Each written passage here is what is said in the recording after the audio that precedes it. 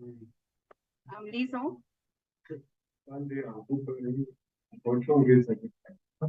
Yes, Shada? Okay, now I was just testing my mic. Thank you.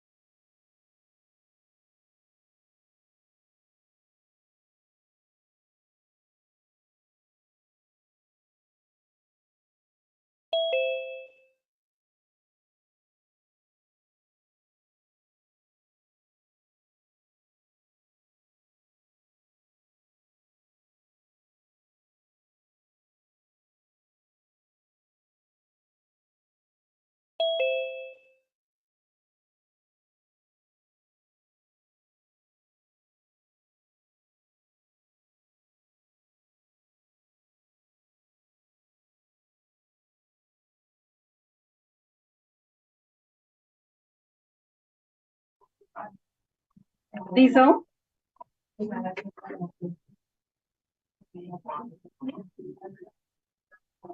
Hi, Shada.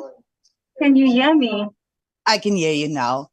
Okay, thank Earlier, you. I heard you say my name, but I couldn't hear what you asked me. Okay.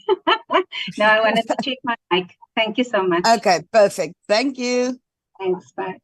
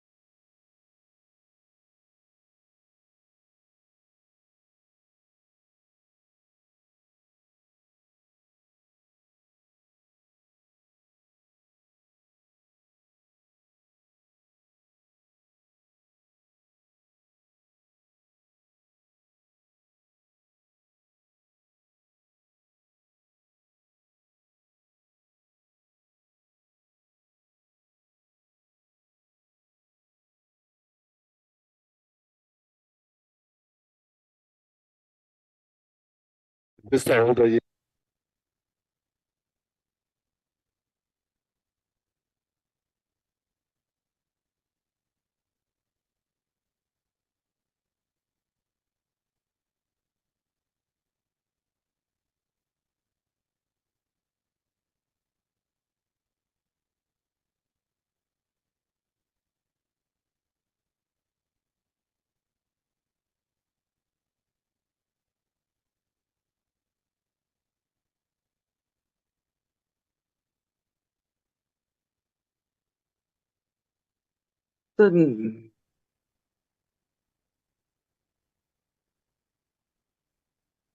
Sanibona Zinhlezi noBabzulu.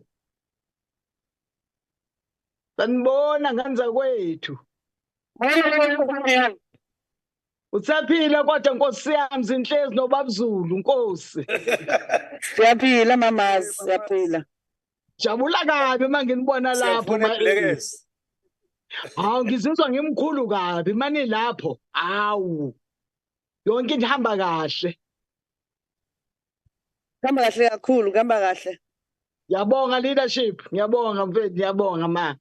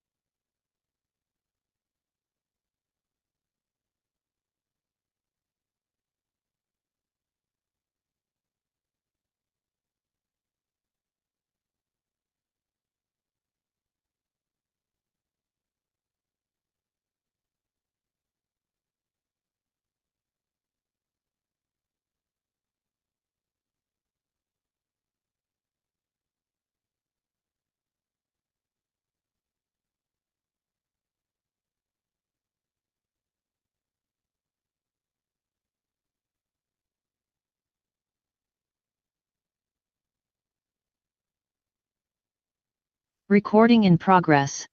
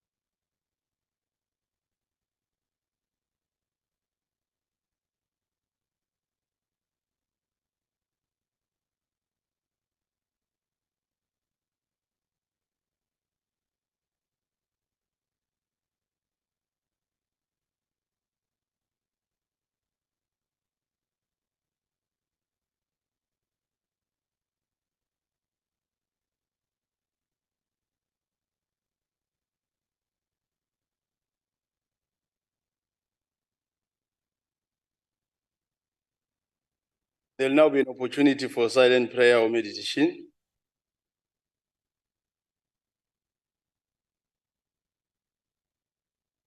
Please be seated.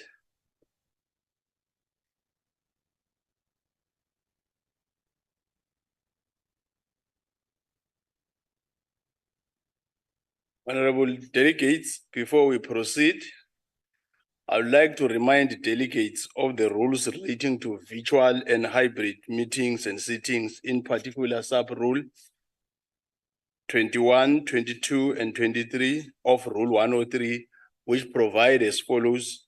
1, the hybrid sitting constitutes a sitting of the National Council of Provinces. 2, delegates in the hybrid sitting enjoy the same powers and privileges that applied in the sitting of the National Council of Provinces. 3, for purposes of quorum, all delegates who are logged on to the virtual platform shall be considered present. Delegates must switch on their videos if they want to speak. Delegates who experience connectivity issues are encouraged to use a still photograph for identification on the virtual platform. Delegates on the virtual platform are encouraged to log on with one device only, as logging on with 2 or more devices further lowers bandwidth. Delegates should ensure that the microphones on their gadgets are muted and must always remain muted unless they are permitted to speak. All delegates in the chamber must insert their cards to register on the chamber system. Delegates who are physically in the chamber must use the floor microphones. All delegates may participate in the discussion through the chat room. In addition, I would like to remind delegates that the interpretation facility is active. Permanent delegates, members of the executive, special delegates, and SALGA representatives on the virtual platform are requested to ensure that the interpretation facilities on their electronic devices are properly activated to facilitate access to their interpretation services.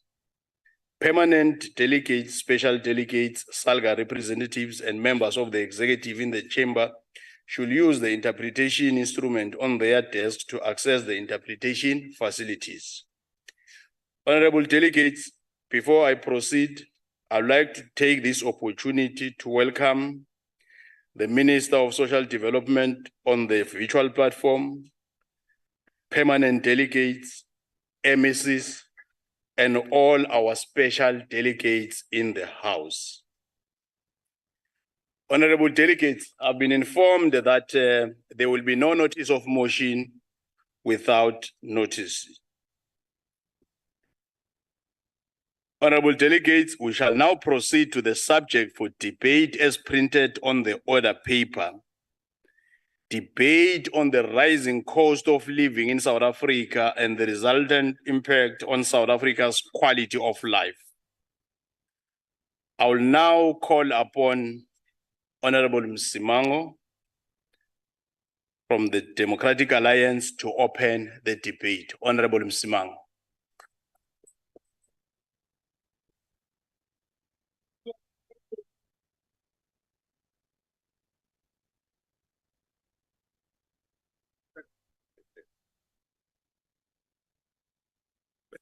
House Chair, fellow members of the NCOP, residents of Gauteng and South Africa in general, I bid you all a good day. Chair, the high cost of living is made worse by corruption and load shedding, and this is a point that all South Africans must come to live with and accept. Over the last few years, the cost of living in South Africa has increased drastically. For years, South Africans have grappled with a relentless surge in the fuel and food prices, creating a cost of living crisis that has left many families struggling to make ends meet. As we are talking right now, more and more South Africans are falling below the poverty line, and there seems to be no way in which this government is willing or wanting to then address this issue. This has been made, as we would want to then accept, by the COVID-19 crisis, while the Russian invasion of Ukraine has only exacerbated our economic woes. Our nation, intrinsically connected to the global circle, finds itself vulnerable due to decades of structural failures at the government's level. The current energy crisis has further deepened our challenges. Load shedding has become a part of our daily lives, compelling ordinary South Africans to increase their spending on essential items like batteries, candles, paraffin, and power banks, adding to their monthly financial burden. As we all know, the higher the demand for commodity, the more it will cost. The sharp increase in petrol and diesel prices, soaring from $25 to $120 a barrel between 2021 and 2023, which is an average of 400% surge, has hit our nation hard. As a country highly dependent on fuel imports, South Africa finds itself intensified in this problem, making fuel finds itself exposed to the shock of the global market. The weakening rand has only intensified the problem, making fuel imports more expensive and further straining the pockets of our citizens. Eskom's inability to produce sufficient electricity due to the lack of maintenance at our power plants have forced this power utility to increase the reliance on diesel. The cost of procuring diesel has increased the price of electricity. Need I remind this House and the people of South Africa that we were promised that 10 years ago, we would have spent 160 million rand or 160 billion rand, and we would have had Medupi and Kusile running. As things stand, we have spent over 300 billion, twice the amount of money, and Medupi and Kusile are nowhere near running. Yet the residents of South Africa bear the brunt. More and more people are losing their jobs. More and more people are losing their homes because they cannot continue to afford for their mortgages. More and more people are forced to then live a life of poverty. More and more children are forced to live under malnutrition conditions. More and more children are finding themselves stunted because we are not able to then provide the most basic of food to them. I must also say that some will come here and say, well, the price of oil is what is driving the problem that we're sitting with. But no, you are paying 32% in terms of taxes. Botswana gets fuel from South Africa, but you buy fuel cheaper in Botswana than what you get here. So there is a need, and there is a way in which we can actually make it easier for people to live a better life. But this government has failed to do that. And it's in fact because it's failed to come up with programs that are able to elevate people out of poverty, elevate people out of unemployment, elevate people out of living in unsafe, unkept spaces. They've actually chosen to raise more taxes. And in choosing to raise more taxes, not really lifting the people's lives up. We have turned South Africa into a state of dependency. Instead, we have done so much damage to South Africa that now more and more of our young people don't have or don't see a future. Don't ask me, go ask the South Africa. More and more young people are saying this country is offering them no opportunities. As we're sitting here, the National Regulatory Body is, or NERSA is actually contemplating on increasing the tariffs next year, and then we will get this announcement by December. So already last year, there was a 9.6% hike after they were asking 20%. Now they're asking for 32% hike, which means that that lady that is sitting in Alexander right now, that is already struggling to pay for the electricity that she doesn't get.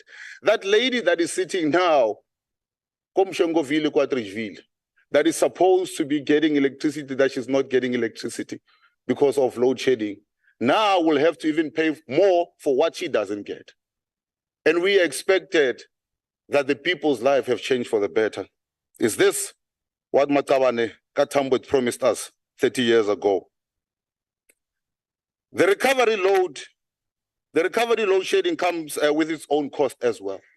As we are being told that we need to be using more and more diesel, the more and more diesel that we have to then use, it means that we have to now produce more expensive electricity. And the more expensive electricity, it means that the residents have to then carry the can.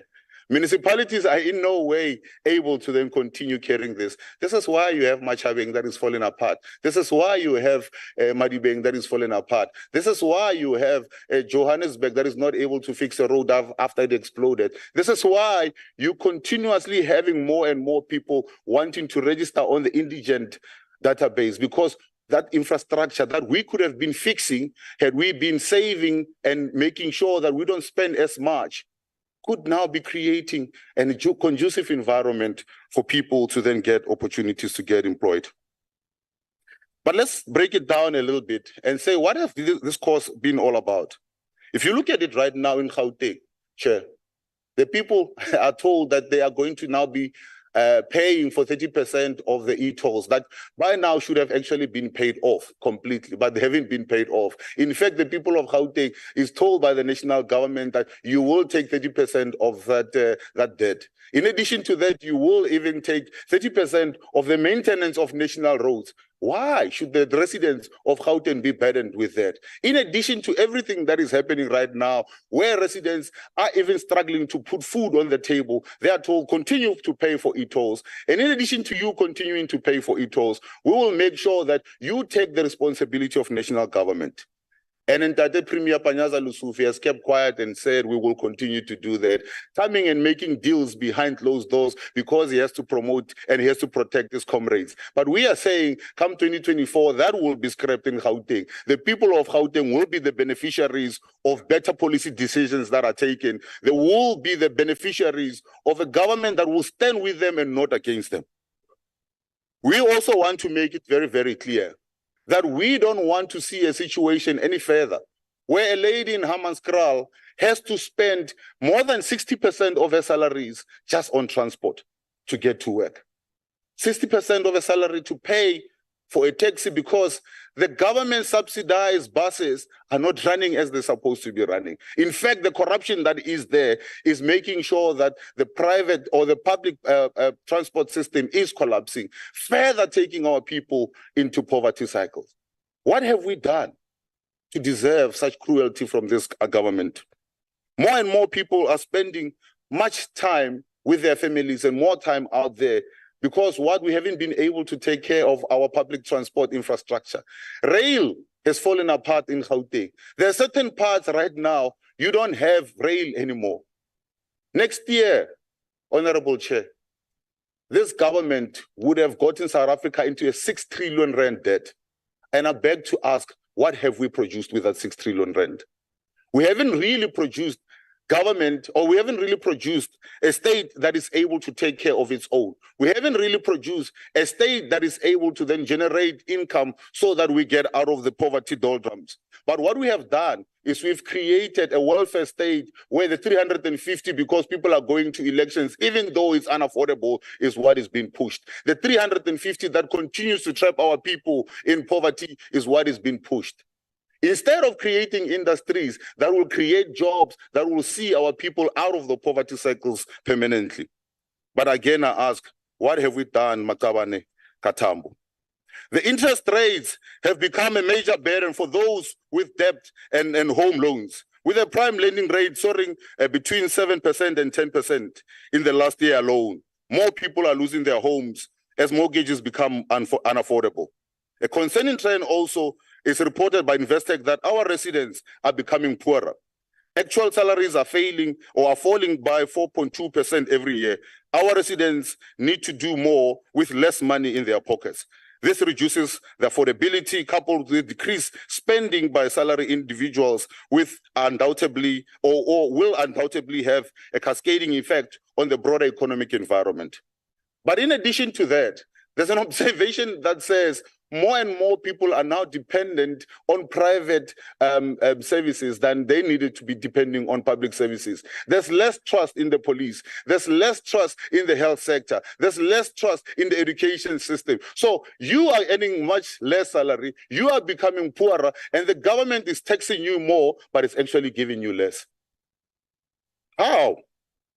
How are we to then say this once glorious movement of the people is sticking to what it says it would do, and that is to provide a quality life for the majority of people of South Africa? Stable food such as vegetables, mixed meal, chicken have seen a significant price hike, with some items witnessing a staggering 30% year-on-year increase. This, coupled with the rising cost of food, have pushed many households to the brink, rendering them unable to afford nourishment levels for survival. Let me put it in context. In 2017, a loaf of bread would have cost you R9.40. The same loaf of bread today will cost you R18.99. Other prices has doubled as well. When we couldn't buy bread, Coco will wake up and make sure there's yeast there that they're able to then mix with flour and make fat cook. Right now, the price of yeast has more than doubled. And when our leader went to Ukraine and said, we need to do something to stop the war that is taking place here because it will have an effect on our pockets. Some who are sitting amongst here were saying, no, we are just being dramatic. We are here just to, play politics of the West or politics of that. Now, the same people cannot even afford to buy bread. The people are not able to then afford to buy bread. The facts are on the table, Honorable Member. But let me also ask you a question. As we are sitting here, we have experienced 3 major biosecurity hazards. We have had foot and mouth disease. We have had the African swine flu or the swine fever. We have had the avian influenza in poultry. And this has all happened in the last couple of months. Minister, maybe you might be able to then tell us, what have they done in terms of improving or ensuring that there is a biosecurity plan that South Africa can ensure that we don't have to import cheap, and inferior food products to feed the people of South Africa? What have they done to make sure that that child that is coming from Limpopo will not have to pay 200 rand to then have 30 eggs? What have they done to make sure that Mautwana Ale that child is depending on will be able to then be secured going on? They haven't done anything. In fact, what they have done is to create a story about Palapala and the Angolas that we now sitting with money that have been found in mattresses, instead of ensuring that there is food on the table of the poor. To make matters worse, this current government, especially the one in Gauteng, has done nothing and very little to improve the conditions of the people there. While we are sitting there with a slight decrease in unemployment rate in the second quarter, that is now sitting at 33.7%, more needs to be done to ensure that more employment opportunities are created. We don't want to see the minister fighting with the premier about the authentication of the so-called mapanya-panya. One day you are hearing that, no, these are wardens who are created. The next day you are hearing that they are not. They're actually just ordinary citizens. Which one is it? And we are caught in between the fight that is actually taking place there, where now we are spending so much money, but yet we're not seeing anything. We have said for quite a number of times that the Democratic Alliance has a plan to address the high cost of living in this country. One measure that will assist in reducing the cost of living is expanding the zero-vetted items in the food basket. We have been calling for that, and we continue to call for that. We are saying, why you keep adding VAT? Why you keep taxing the poor? Release and lessen the tax burden on the poor. As Winston Churchill said, it's like standing in a bucket and trying to lift yourself with a handle if you think that you are going to tax your nation into prosperity. But this side of the house understand that. But this side of the house doesn't seem to be understanding that. Their understanding is tax everybody and corruption become the order of the day, and hopefully we'll all rise. We are not all rising, but we are all sinking. And those that have been preparing dollars won't leave South Africans, the poor South Africans, behind as they go to their mansions that have been built with state capture money, when they go into Dubai, when they go into the US with the US dollars that were hidden in the Palapala mattresses, when they go and live a better life. And this is something that is not unique to South Africa. I always ask, how many presidents of Africa don't die in their own countries, but die in foreign countries seeking health care? And this is where we are going as well. And the poor, the standard of living is not going to be improving for the poor, but it's actually going to get worse and worse. And this is something that we as South Africans, come 2024, we need to stand up and say, here and no more. The cost of living cannot continue to soar like it has been, and there is no plan to make sure that we're able to then address it. It is high time that there's also consequence management processes be implemented across the government departments. We cannot have public servants working in the public sector while they have been investigated for misconduct. In many cases, in many offices, we have officials who have been suspended without pay for months before a disciplinary hearing, or with pay for months before disciplinary hearings could be held and finalized. This is also further robbing the people of South Africa and the people of Gauteng much more needed resources. We are now sitting where the president is saying there's no more money, but yet at the same time, we have officials that are going around living a lavish lifestyle. We have ministers that are lying to the people, telling people that there is no problem of water, while we know that there's a problem of water. People are supposed to then be paying out of their own pockets to get water, while they're still paying municipal services, or they're paying the municipality to get water. I say to the ANC, don't you have any shame? You have actually rendered South Africans who were poor even poorer. You have rendered the middle class that were really coming up now even poorer. Those people that were beginning to build their dignity after the injustice of apartheid now find themselves worse off than what they were during the apartheid days. And I say to you, you better have shame. This does not inspire. I must also say the fact that you have failed. The fact that you have also failed to implement the National Development Plan is an indication of how not serious you are about ensuring that ultimately the people's lives are changed for the better. But I want to then say, and I want to remind the people of South Africa, next year you will have an opportunity. The opportunity that you will have is to make sure that you register and you come out and vote. Don't sit back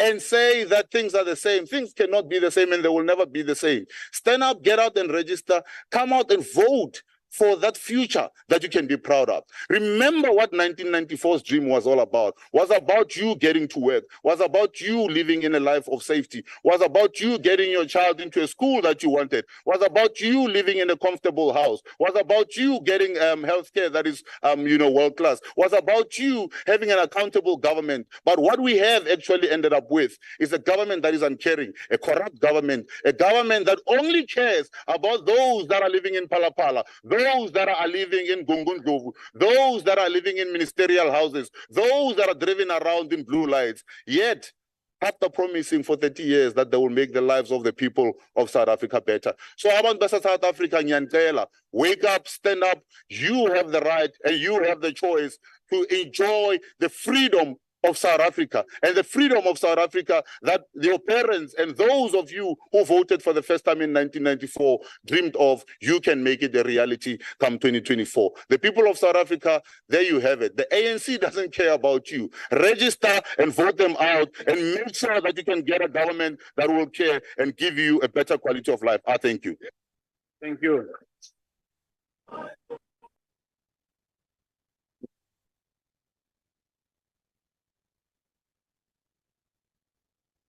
Thank you. Thank you.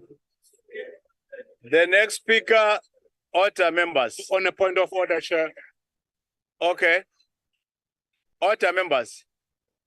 Members, order.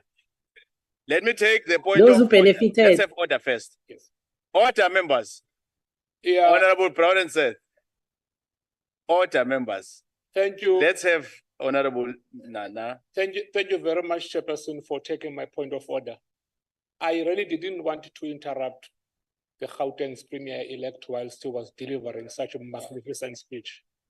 It is a practice in the House that we heckle one another, but please, we were struggling to listen to him and South Africans out there because there was just too much noise in the House. Can you please look into that, Chair? Thank you.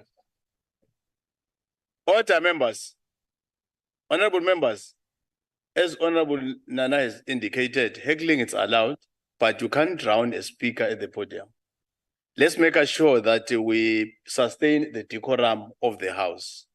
I'll now invite the Honorable Smith. On another point, Chairperson, I've noticed that the DA is in full house today, taking this living crisis, cost of living crisis very serious. And there's only 6 ANC members in the House, and the EFF is not interested at all. So it's just noted. Thank you. Shut up, Wena Smith. What are you talking about? business. Shut We up. are interested. We are here.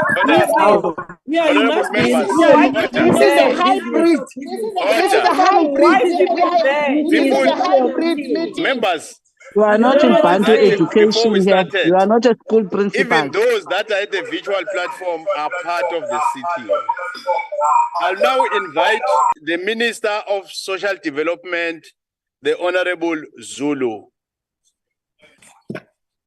Thank you very much, Chairperson. As it is said, this is a hybrid meeting. I'm also here, and my first point really, Chairperson, needs to start from the presentation that we have just seen now. A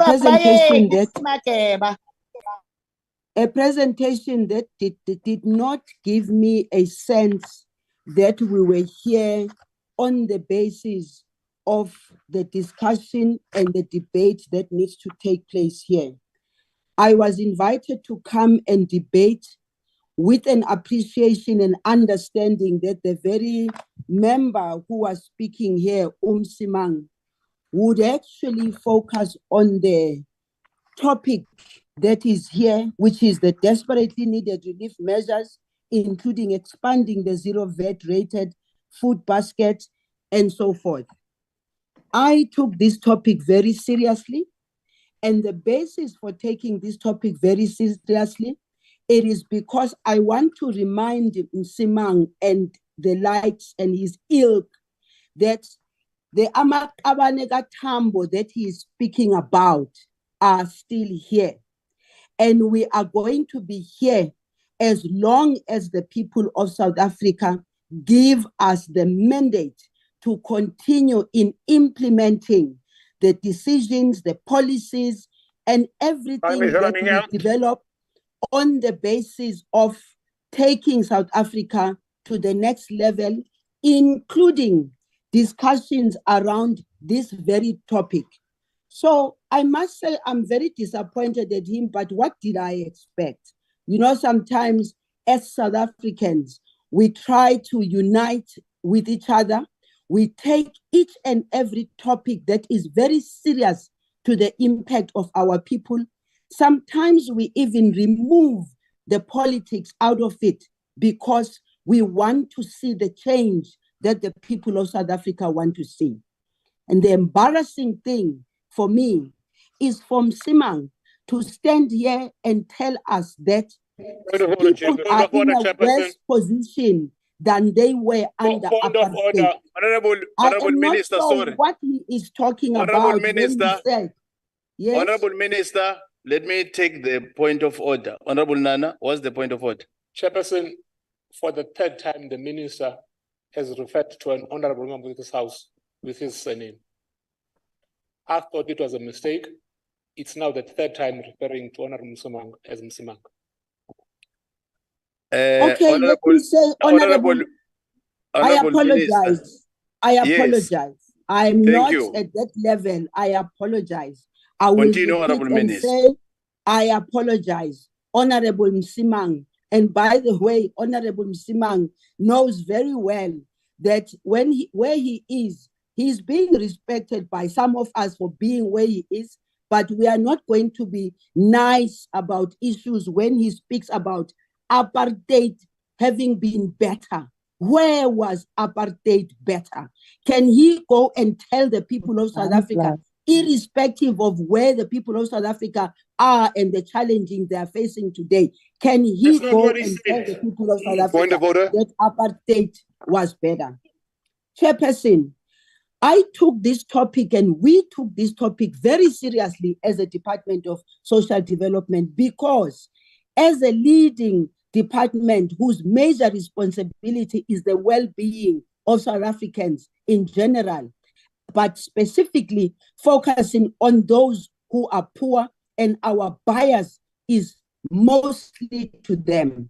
And now, for Honorable Msimang, actually, I'm happy he said what he said, because he is now telling the truth about the government or the party of the DA, that he is now saying that 350 is unaffordable. Honorable Msimang and your members, we know the challenges that are faced by this government in terms of its economy.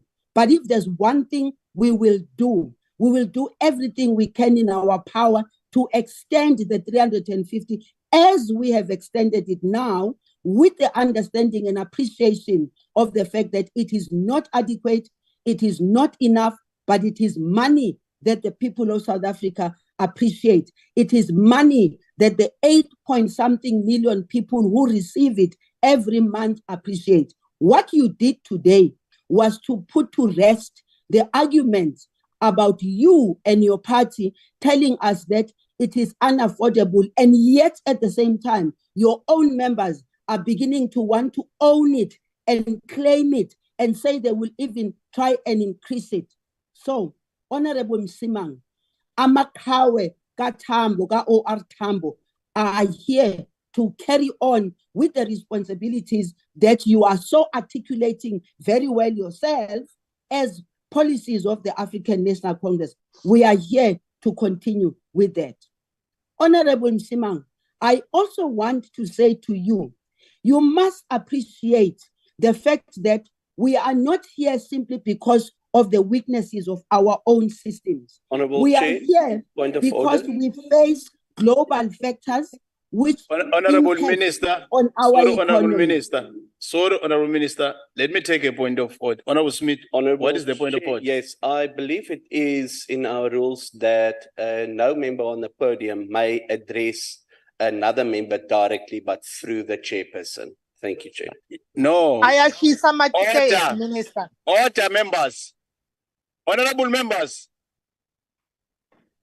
members, can I be allowed to make a ruling? There is nothing wrong that has been said by the minister that is against the rule of the NCOP. Second thing, Honorable Msimang, who has opened the debate, will even have the opportunity at the end to close the debate.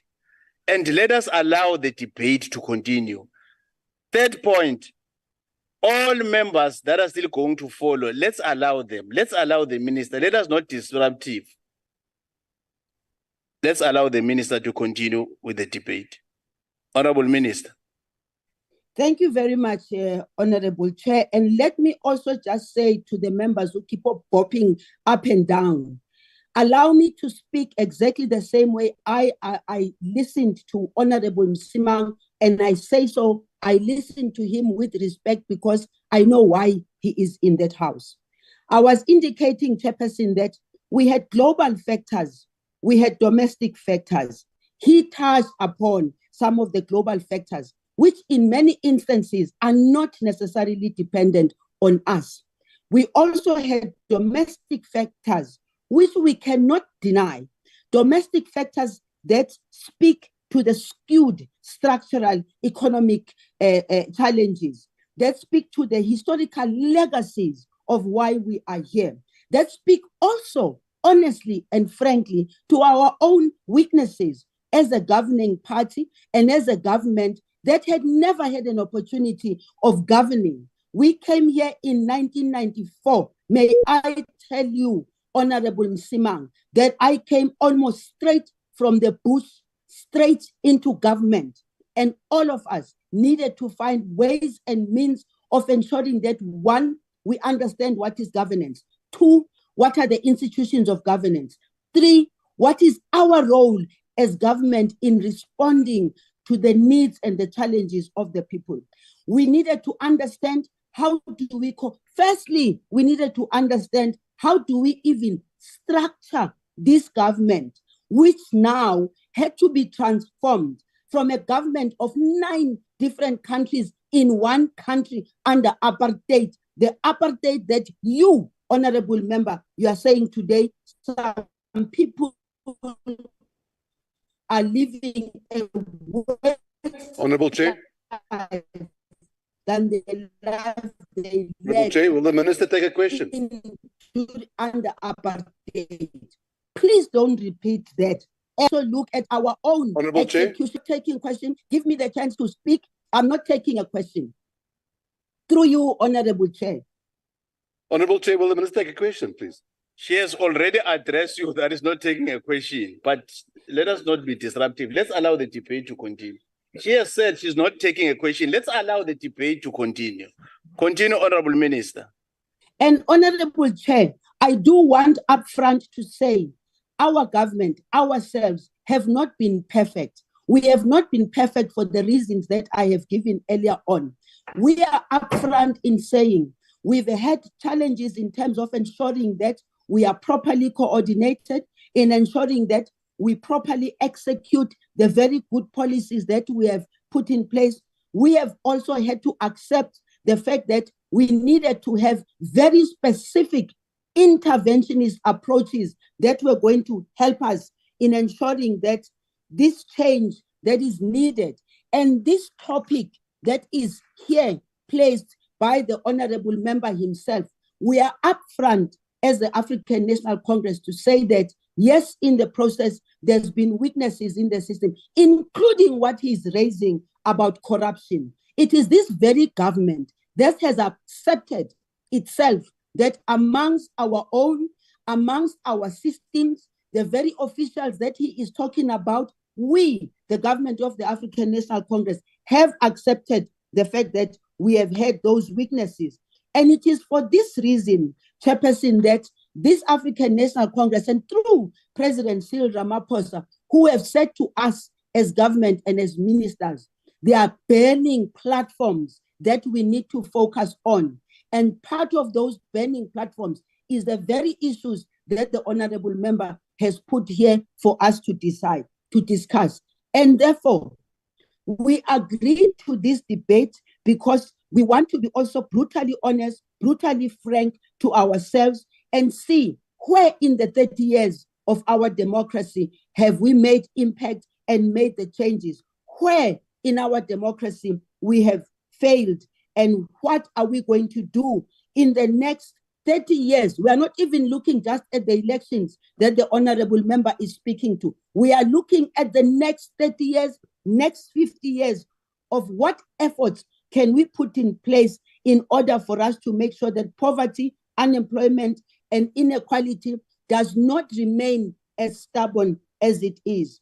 And of course, some in this room would like to minimize the deep structural weaknesses of the economy we inherited. In fact, Honorable Chair and Honorable Members were made not to speak about the past, not to speak about apartheid. But the reason why we are having all these structural economic challenges, we are having these challenges that we are facing is because many of us who came in here in government never even had that experience of a governing. And so, Chairperson, we accept the challenge that says, look into what has been put here in front of us and see if everything that is said here, as in the statement, what of this statement can we be able to improve? What of this statement can we implement if it is possible for us to do that?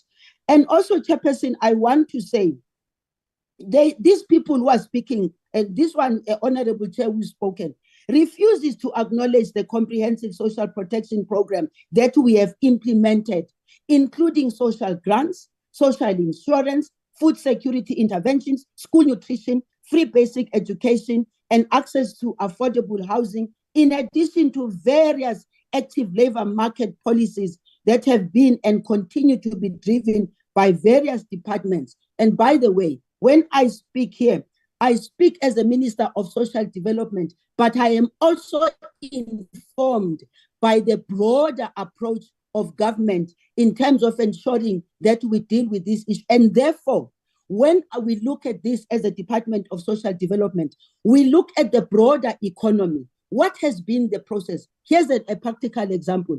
If we look at the Competition Commission and what it does, we are looking at economic concentration, pricing policies, fuel prices, fertilizer prices, and some of the issues that Honorable Simang himself raised.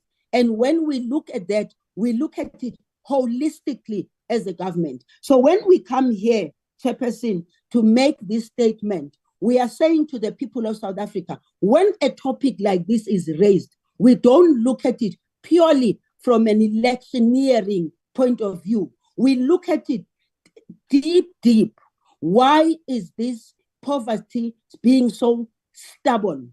Why is the economy being so stubborn and not trickling down to the ordinary South Africans? Why are the structural economic challenges still facing us? And we want to say 30 years of democracy is very short a time, but also it is long enough time for people to do everything they can to hold us accountable. And therefore, Chairperson, issues of unemployment, the unemployment rate has reached a staggering 32.6. We are very much aware of all those things.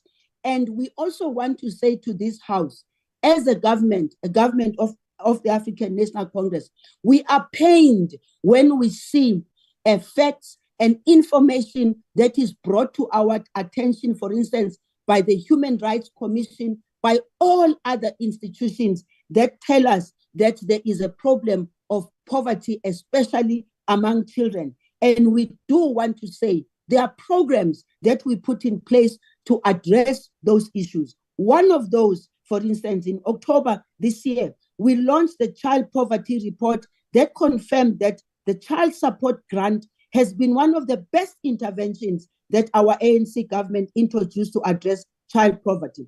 In fact, we were awarded the International Good Practice Award for the gradual implementation of the Child Support Grant from the International Social Security Association. While we celebrate this, we are also sobered by the findings that African children make up 96% of all the children living in poverty, in food poverty in our country.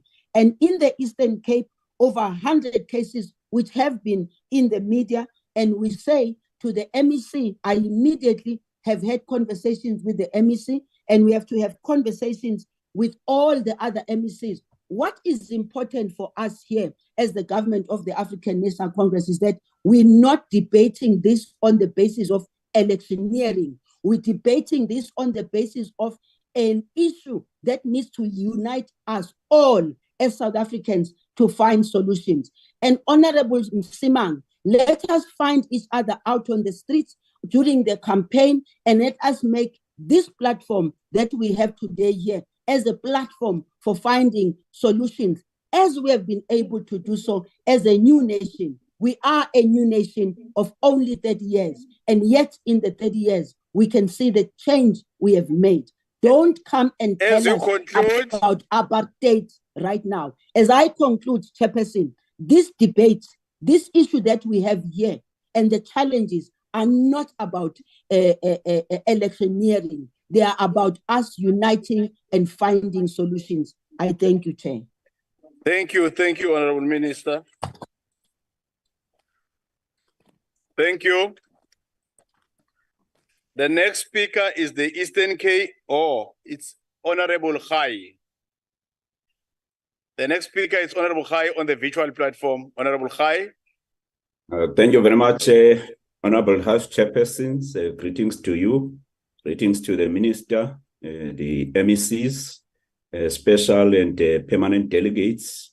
Good afternoon, Honorable members. Honorable Chair, I was, when I look at the speakers list, I was a bit shocked that from the DA side, it's only the special delegates that will be debating. The permanent delegates of the DA have been relegated to observers, and now the only role that they can play is to disrupt and the speakers and ask if they can take questions. So that's the only role that they have today. because their leaders are now here. And now also they won't be having a chance to go out and waste time having tea for hours, as they usually do when we have debate in this house. Honorable Smith is complaining about the members of the ANC not being in the house, yet they are the ones who always desert the house and spend hours drinking tea. Now their leaders are here. They won't be able to have tea today. They will pretend that they are behaving. Chair, I even thought that when we have these leaders from the DA who are special delegates, maybe they would be raising the bar higher in terms of this debate. I'm very disappointed by the opening address by Honorable Simam. He is no different from other members of the DA who are in the House. The only difference with him is that he's more nausea than the other delegates of the DA in this House. Honorable Chair, on Saturday, the 11th of November, the African National Congress joined the several civil society organizations, various political parties, and tens of thousands of South Africans in the Palestinian Solidarity March to pledge its solidarity with the people of Palestine. We do so with the understanding that the conflict between Israel and Palestine is perpetuated by Israel's policy of settling its civilians in Palestinian territory and displacing the local population, much like the illegal occupation of the colonial settlers of the apartheid regime in our very land pre-democratic dispensation.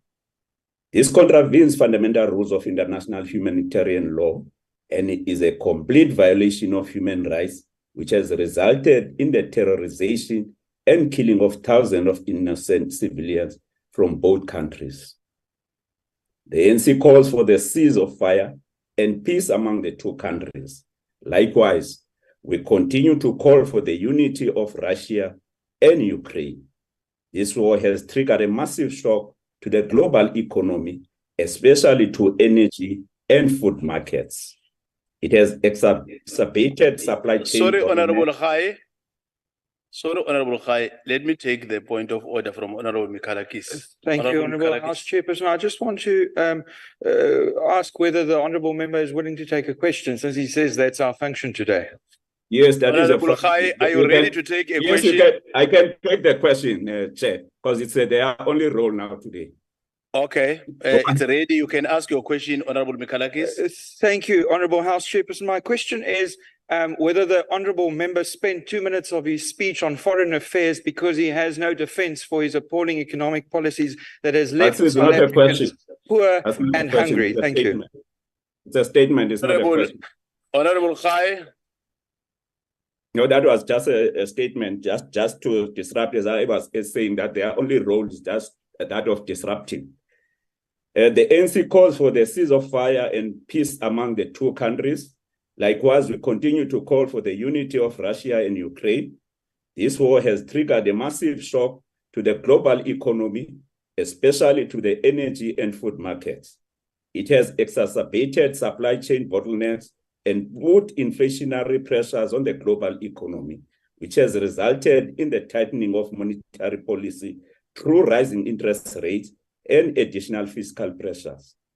We remain concerned on the knock-on effect that this war has had on consumer spending, economic growth, employment, poverty, and food security. In March this year, food prices were up by 14.4% compared to the previous year, which signifies the highest rate of food inflation since March 2009. However, food inflation has since eased to 12%, while this is still above the target. It is a noteworthy decrease which is commensurate with the government's efforts to deal with the challenges of load shedding, fuel prices, as well as commuter and freight rail, amongst other things, to mitigate the rising cost of living. However, deregulated markets in food pricing exacerbate food price inflation. Government needs to revisit regulatory pricing and administrative pricing in the food industry to ensure that pricing is cost plus rather than import parity based. Honorable members, the ANC notes the following interventions, which are aimed at reducing the cost of living despite the global and domestic challenges that we are still seized with as a country. On fuel, both grades of petrol have fallen by R1.78 per litre, and diesel decreasing by between 82 cents for 50 ppm and 85 cents for 500 ppm. This means that the inland consumers will now pay 23.44 rand for a litre, or 93 for unleaded petrol, and 23.90 for 95 unleaded, while those at the coast will pay 23.18 for the litre.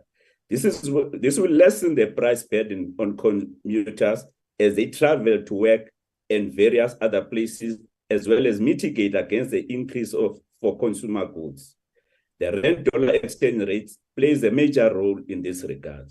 On transport, Honorable House Chair, the ANC is encouraged by the government stance to establish a National Logistics Committee whose aim is to improve the operational performance of our freight, rail, and ports, as well as restructuring Transnet to ensure that it is financially sustainable and capable of implementing reform to better position it and make it work for all South Africans. We are pleased that Passenger Rail Agency of South Africa has to date restored operation on 26 out of 40 commuter rail corridors, and that 50 billion rand has been allocated over the next 3 years to modernize our passenger rail network.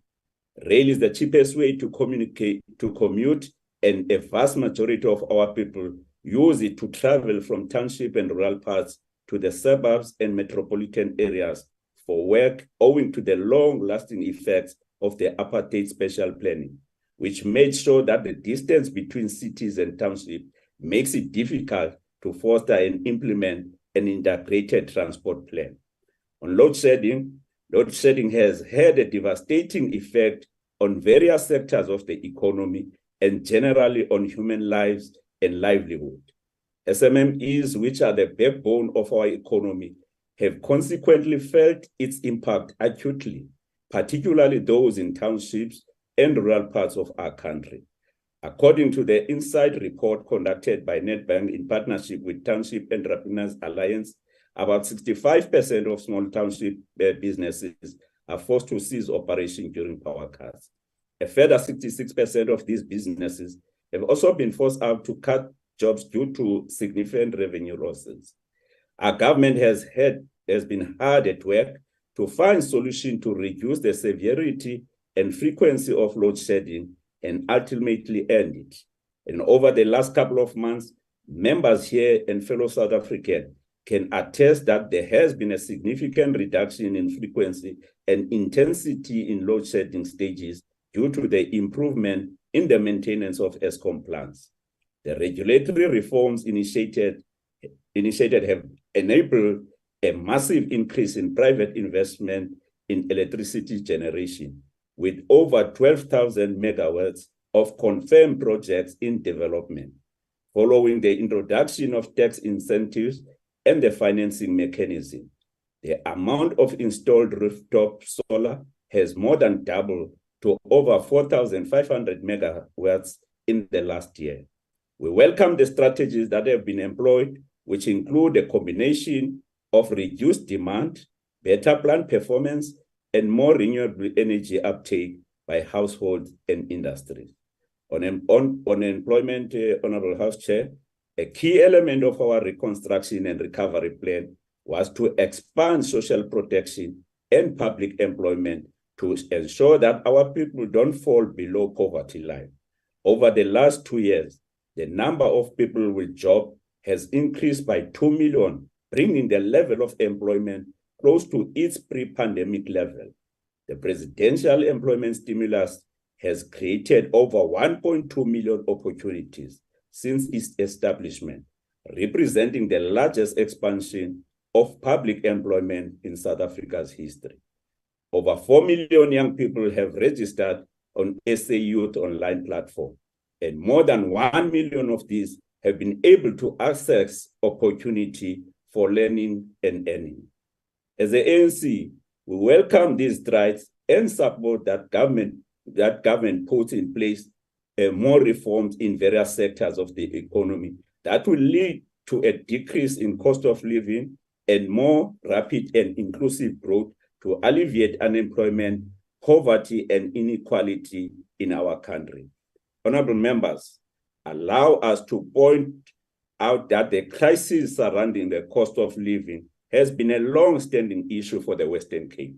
This province has been ranked the most expensive over decades. This is in terms of its property market, as well as water and electricity rates, among other things. For example, when comparing the prices between the city of Johannesburg and the city of Cape Town, you will find that consumer prices, including rent in Johannesburg, are 8.4% lower than in Cape Town.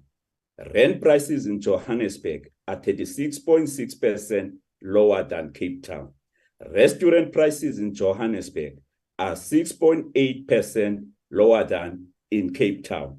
And local purchasing power in Johannesburg is 8.9% higher than in Cape Town. Where the DA governs, we have seen South Africans are disproportionately affected by the high cost of living, which is designed to drive out the poor and the working class by relegating them to the outskirts of Cape Town. Year in and year out, the DA has been failing to deal with the high cost of living. Worst of all, people residing in the Western Cape are not even accorded the same standard of service delivery, if at all, for the townships. And this is a consequence of the neoliberal, unregulated, and market fundamentalist approach that the DA wants government to embrace in order to economically suffocate the poor and the working class. This is economic apartheid and operates on the premise of how to keep the blacks out through high costs and prices, including exploitative electricity tariffs, rates, and excessive water charges. All this right-wing organization is preoccupied with is perpetuating white dominance and big businesses who benefit from the consumption and spending of the poor, but are refusing to reinvest in the productive sectors of our economy in order to create sustainable jobs that will drive demand in the economy, which will have a multiplier effect. We'll never hear DA speak about how their friends in the company unjustifiably inflate the price of goods, making it hard for the majority of South Africans to live above the poverty line. Their diagnosis and argument fail to acknowledge the structural constraints and the global supply chain disruption, coupled with the abuse of market power by large companies on the price of goods. Their flawed and misguided argument seek to solely apportion the challenges of inflation to the ANC-led government, which is dishonest and disingenuous. Honorable members, the Competition Commission has an important role to play in ensuring that South Africans are protected from the white right-wing capitalist conglomerates whose sole mandate is to make profit at the expense of the poor and the middle class. The Commission must undertake competition regulation for a growing and inclusive economy. This entails adopting a dynamic view to enforcement, considering both immediate and long-term implications of the Commission's decision on the economy and the public interest. We commend the work of the Competition Commission, which has exposed how concentrated and deregulated markets do not benefit the economy, which is what the DA does not want to acknowledge. Hence their attempt to divert attention to government. Had the DA had the interests of the majority of the people at heart, we will be debating what we collectively needed to do to combat cartel conduct and the abuse of market power by large corporations who extract in hundreds of billions of rand from South Africans and shift these profits abroad, to tax havens instead of investing in the economy. The Competition Commission has acted against the companies on bread. As you conclude. The bread that Honorable Simang was referring to, it is the result of these companies that are involved in price fixing, in manipulation of the rand-dollar exchange rate that the DA is not talking about. As a chair of the committee, I will be proposing to the committee that we invite Competition Commission to give us a briefing on the market inquiries that they've been conducting and what effect are these having on the cost of living to the people of South Africa. Thank you very much, Honorable Chairperson. Thank you. Yeah. Bye. Thank you. The next speaker is the Eastern Cape Acting MEC Economic Development, Honorable Peters. Good afternoon to you, Honorable Chairperson, the honorable members of the House, the honorable Minister, honorable MECs, ladies and gentlemen, good afternoon to you all. Honorable House Chair, it is an honor and privilege to stand before this House during this important debate on the issue that affects our people, especially the poor and the working class, as a province that is predominantly rural, with significant historical challenges of underdevelopment and unemployment. The issue of rising cost of living has immeasurable impact on the people of the Eastern Cape. It has been our argument for a prolonged period now that policymakers and budget allocators should consider the rurality of our province and the cost associated with providing services to our people when allocating resources to us. I appeal to this House to take that aspect into consideration. I am saying this, Honorable Chair, because the rising costs are a compounding issue to challenges of underdevelopment, including infrastructure backlogs, unemployment, and poverty. In my input in today's debate, therefore, we'll talk to factors that are associated with cost of living and how they impact on the quality of life of the poor and the working class. The first cost of living that I'm going to talk to is education and jobs. This factor has dire impact on the poor, because as we know, lack of education means limited chances of securing a job. The lack of education and jobs means lack of income, and the lack of income means living in hunger and poverty. The rising cost of living therefore means the poor gets poorer and poorer. To the working class, high unemployment has other social implications, including crime which increases and exposes this category of people to burglary and higher insurance costs. It also leads to negative net migration towards provinces with better job prospects. The second factor is consumer price index. The rising cost of living means the poor become consumers of inferior goods. Also, their food baskets are greatly affected by headline inflation. Social grants become insufficient to meet basic needs, such as food and clothing, as impacted by CPI pressures. The working class, on the other hand, are usually the consumers of normal and luxury goods. The impact of cost of living to them means high food prices with stagnant income levels or shrinking affordability corrode their purchasing power. And as we know, decreased consumption levels is detrimental to economic output. Thirdly, it is the producer price index. The load shedding and the implied increases on fuel costs affect poor households who rely more on these alternatives for cooking and other means, and their lives become poor. On the other hand, producers shift costs to the working class through rising prices. Consequently, high industry cost drivers imply job losses for the working class. The other factor is monetary policy constraint on the poor, adverse selection, and financial exclusion deepen. Our people cannot access financial aid from financial institutions, and they become the burden of government. Even worse, they become victims of unscrupulous money lenders in their areas or machonisa as they try to survive. On the working class, high interest rates put them under stressful situations. The borrowing cost becomes higher and higher, and their affordability becomes limited. Fifthly, it is the issue of poor economic performance. Again, this impacts the poor as adverse selection and financial exclusion deepen. Even worse, inequality, poverty, and joblessness persist unrelentless. This would mean that NDP Africa and SDG goals are not met. The worst impact of this factor on the working class is retrenchment, which leads to further joblessness. The other aspect to this is reduced tax base, meaning fiscal constraints deepen. This also means the working class won't afford their lifestyle. Consequently, the drop in leisure costs would affect some priority sectors like tourism. The last but not least factor is fiscal constraints. Budget prioritization tensions are detrimental to the poor.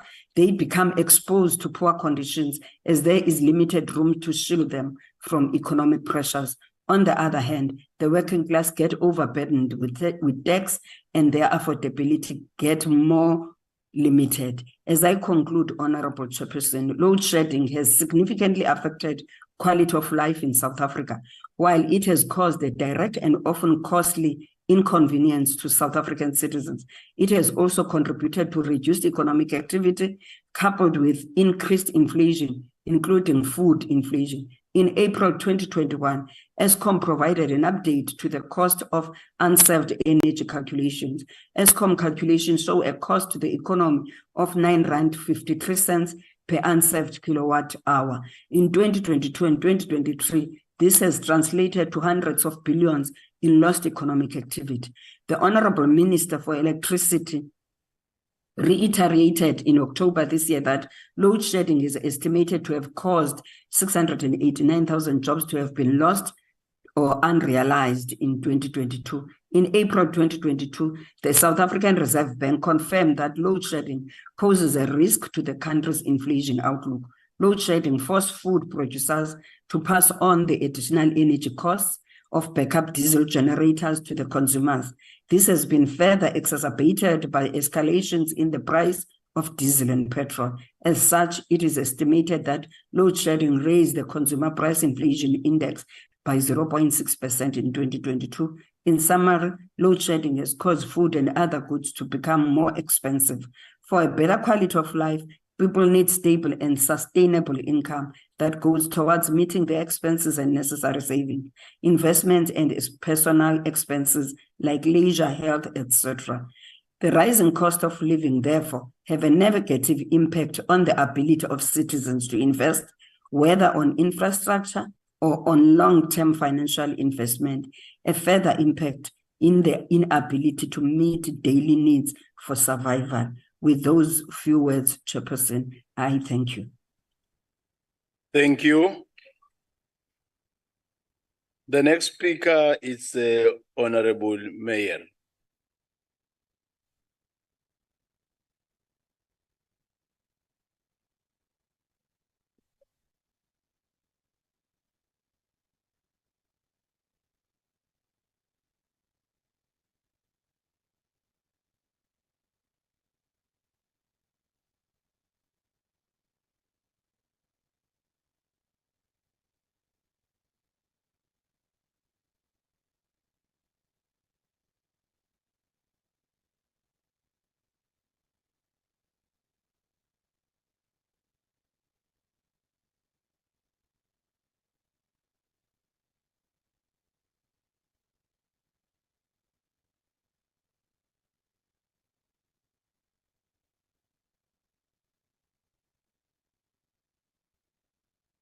Your time, Honorable Mayor. Thank you, Honorable Chairperson, and thank you for this opportunity. Agbare voorsitter, hierdie debat kom op die regte tyd, want miljoene Suid-Afrikaners kry swaar en kospryse styg daagliks. Maar ons moet ook praktiese oplossings op die tafel plaas wat demonstreer dat ons omgee. Ek is trots op my kollega en vriend en leier van die DA in Gauteng, Solly Msimanga. He's a caring public representative and his speech is nothing but showing a man that is deeply caring. Food affordability is a major constraint to most households in the country due to the underperforming economy and high levels of unemployment. Honorable members, I don't know if the president reads this in the daily papers. If it does, I want to call on the president to look at the price of food. The poor simply cannot afford this. Additionally, the cost of agricultural production has escalated following the sharp rise in the price of the key inputs due to the Ukraine war. On the domestic front, the impact of biosecurity challenges related to the outbreak, as Solly has indicated, avian influenza has negatively impacted on the supply of poultry products, which are an unaffordable source of purchasing for many of people, but it's a great source of protein. Honorable Chair, members, how did this crisis happen that we discuss here? How did this food crisis and the high cost of living happen in South Africa? We all know the answer. 2004 brought us the poor, the arms deal. 2009 brought us the closing of the Scorpions. And Judge Zondo said recently, he described us as the worst decision of the ANC, but it also gave us the Zuma, the Guptas, and state capture. 2014 brought us Nkandla Gate. 2019 brought us Phala Phala, and I'm not going to speak to the rest. But why did it happen? It happened because the ANC does not care for the poor. Honorable Minister Zulu said the ANC make mistakes. I think that statement is a mistake. It is worse than a mistake. It is a disaster, Honorable Minister Zulu. It is uncaring, callous, cruel, corrupt of the ANC that led novelist and poet Zakes Mda saying the following, and I quote, he said, in the last 30 years of our rule, we didn't have any power to do anything. Honorable Minister Zulu, this is what he said. We took care of our own bank balances. And then he concluded, he said, we are weak and hopeless, Honorable Minister Zulu. He didn't say it's a mistake. He said we are hopeless and we are weak. Honorable Chairperson, the African National Congress should hang their heads in shame. What they have done to the poor in this country is makings of a nightmare. It is a gross violation of human rights. Minister Zulu, the economy is not stubborn. Minister Zulu, you are stubborn because you follow anti-growth policies. You say the economy is stubborn. I put it on record in the National Council of Province that the Honorable Minister of Social Development is stubborn because he follows anti-growth policies. The past 30 years has demonstrated that the ANC is unable to rule, unable to govern, and make decisions to take South Africa out of this crisis. The ANC simply does not care. Honorable members will know that in the past week, the South African Human Rights Commission, Honorable Member Willie Oukamp, gave a report and they said that the government was not responding to the crisis of hunger and the consequences in the Eastern Cape. They found that the government was not responding well to that crisis. But honorable members know that after the funeral of Queen Elizabeth, members of this government of South Africa traveled back from the funeral in London to South Africa. They spent on catering on that flight for one person, 24,000 rand, 600,000. This is a sign of a government that's not caring. You cannot blame that the government, the economy is stubborn. Minister Zulu, the economy is not stubborn. Your lifestyle is stubborn.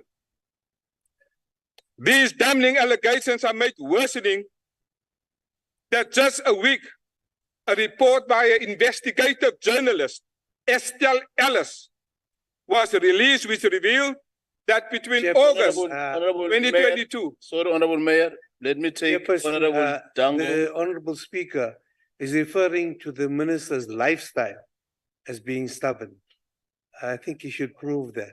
But my question to him then is, Does he believe in? No, Honorable Tango. Thank you. On the first part, the second part, are you ready to take a question? No. No, it's not. On the issue of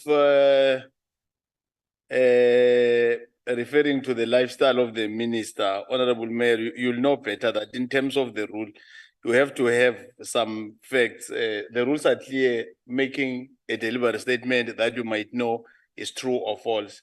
But I'm leaving up to you to always refrain from anything that might create a problem. But let's allow Honorable Mayor to continue, not unless you have something different, Honorable Labuskaghni. Yes, Chair, on a point of order, we all have social media and we all saw the picture of the minister during COVID where she was out in the streets where all of us was in. We can This old hag. and call that stubborn because it was against the rules. Honorable Labuskaghni, I've made a ruling and I think there's a good understanding between myself and Honorable Mayor. Let's allow the debate to continue. Thank you, Honorable House Chair. I always respect your rulings. Achtbare voorsitter, mense kry werklik swaar in Suid-Afrika. Daarom wil ek 'n beroep doen op die ANC om nie soos in die verlede op 8 Januarie spoggerig 'n groot koek te eet nie. Dis walglik gegee die prys van voedsel en die groot armoede in Suid-Afrika. Die optika is net verkeerd en dit praat van 'n ANC wat nie omgee nie. Doen die regte ding of gaan julle weer voort soos in die verlede omdat julle nie omgee nie.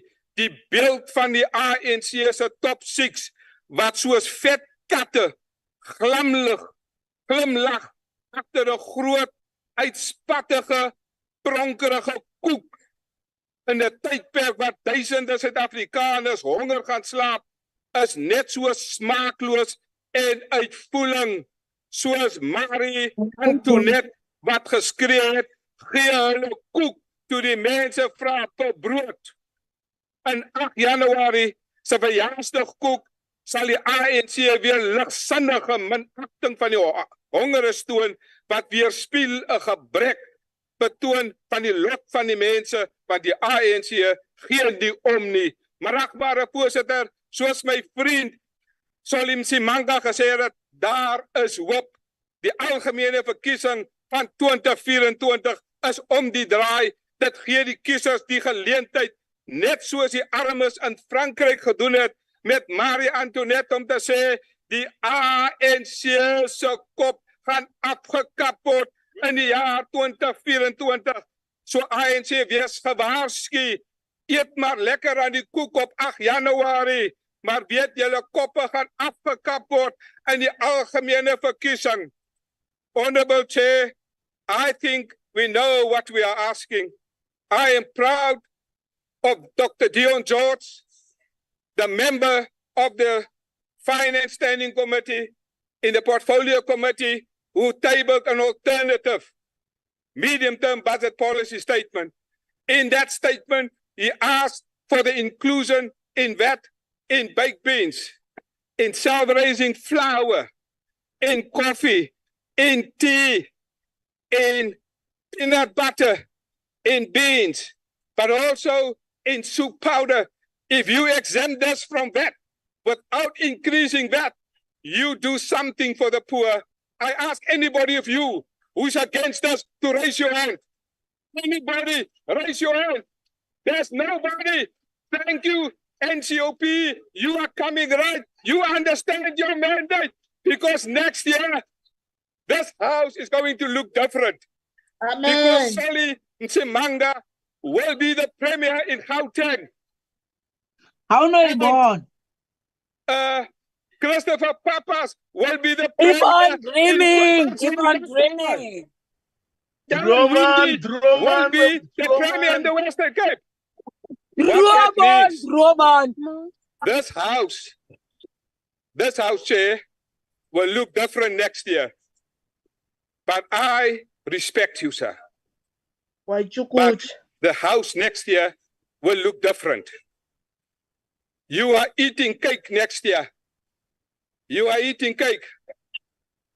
You know that big green cake? That one that you eat like katte.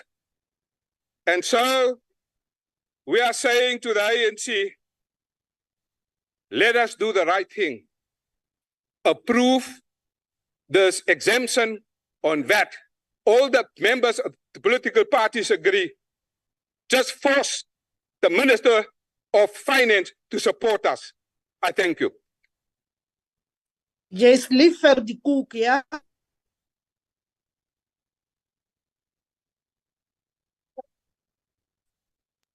We bring you a cake next time. As the cook man. Ntate Makhe. Thathi grosa yakho leyo. Sit down. Honorable members, order. Order.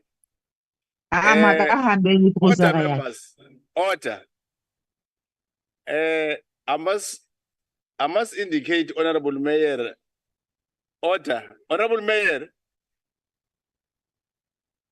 Honorable Mayor. I must indicate that in terms of a convention, we are not allowed to do the advert, but the message was different. There's a thin line between what it did and advertising. But in terms of a convention, we are not allowed to advertise some stuff here.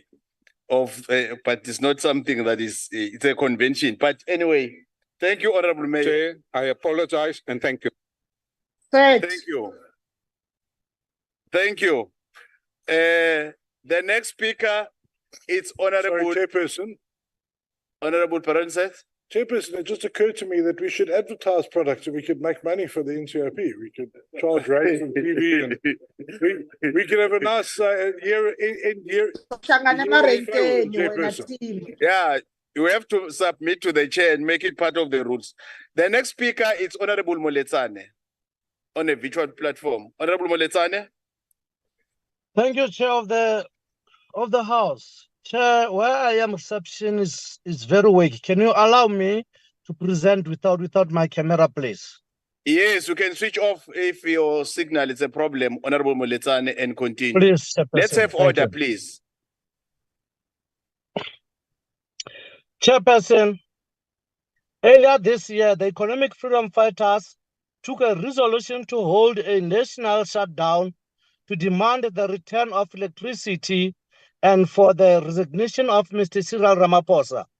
And this call was informed by the rising cost of living for all South Africans and the rising levels of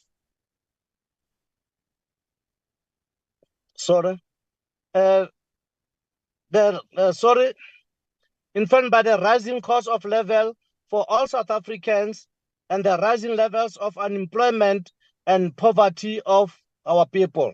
The national shutdown took place on the 20th of March and was also informed by the need to resolve the immediate challenges confronting our people.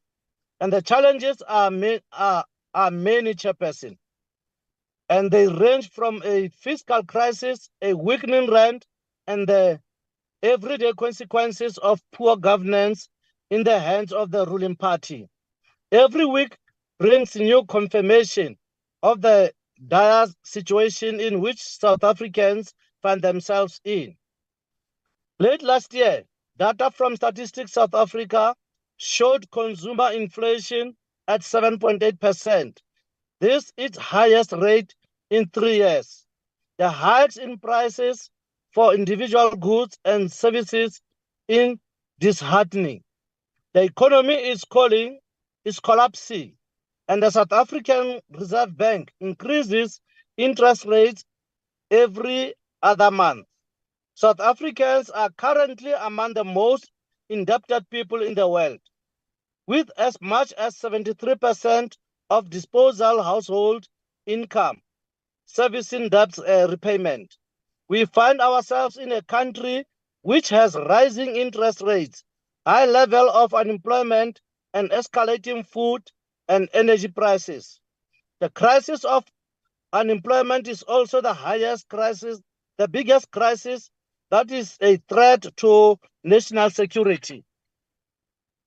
And there has been a continued failure to address this unemployment crisis, especially among the youth, which has the capacity and potential to plug the country into a crisis that will destabilize the little normality that has remained.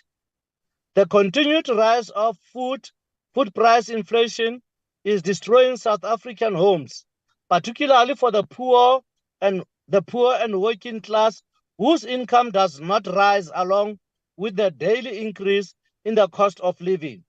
In 2017, a loaf of brown bread cost 10.40 rand. Today, that same loaf will set you back at 18.99 rand. Other prices such as those of cooking oil have doubled in this time. South Africans today make an income, simply go to work, and they survive on loans and debt whose repayment cost continues to rise because of poor macroeconomic policy and the Reserve Bank. Salaries are depleted within 5 days of lending in the bank accounts. Wages are not increasing in line with inflation. Our people are struggling to pay off their home loans, vehicle loans, credit cards, and overdrafts. The cost of debt is among the most financially strenuous challenge that most South Africans are currently facing. The monthly expenditure seems to exceed monthly income due to the rising cost we are experiencing. Most of South Africans are drowning in debts because of high cost of living in this country. This government seems not to care about its citizens. This government is making life more difficult for its citizens by introducing more reductions in early childhood development, human settlement development grant, and other grants, while the cost of living in South Africa is rising. This government is also failing on the other side to create jobs. The poor, who are black in their majority, remain in desperate poverty and dire living conditions because our democracy fails to translate into economic freedom. And according to a recent report, the escalating economic challenges and deteriorating household finances in South Africa are not just impacting bank balances, but are also causing a silent mental health crisis amongst our people. The Money Stress Tracker, released in July 2023, revealed that 3 out of 4 South Africans are experiencing money-related stress, making a 12% increase from the previous year. Chairperson, as we head to registration weekend, the EFF is more than confident that the 2024 national and provincial government elections will mark a titanic shift in the political landscape of South Africa, wherein the future of the country will change drastically. As we head into the 2024 national and provincial government elections, the people of South Africa find themselves at a crossroad. The continued rising level of unemployment, the increase in the cost of living, the rolling electricity blackouts, and rampant corruption and incompetence of the ruling party are all signs that South Africa is yet another African country that is collapsing after the attainment of liberation.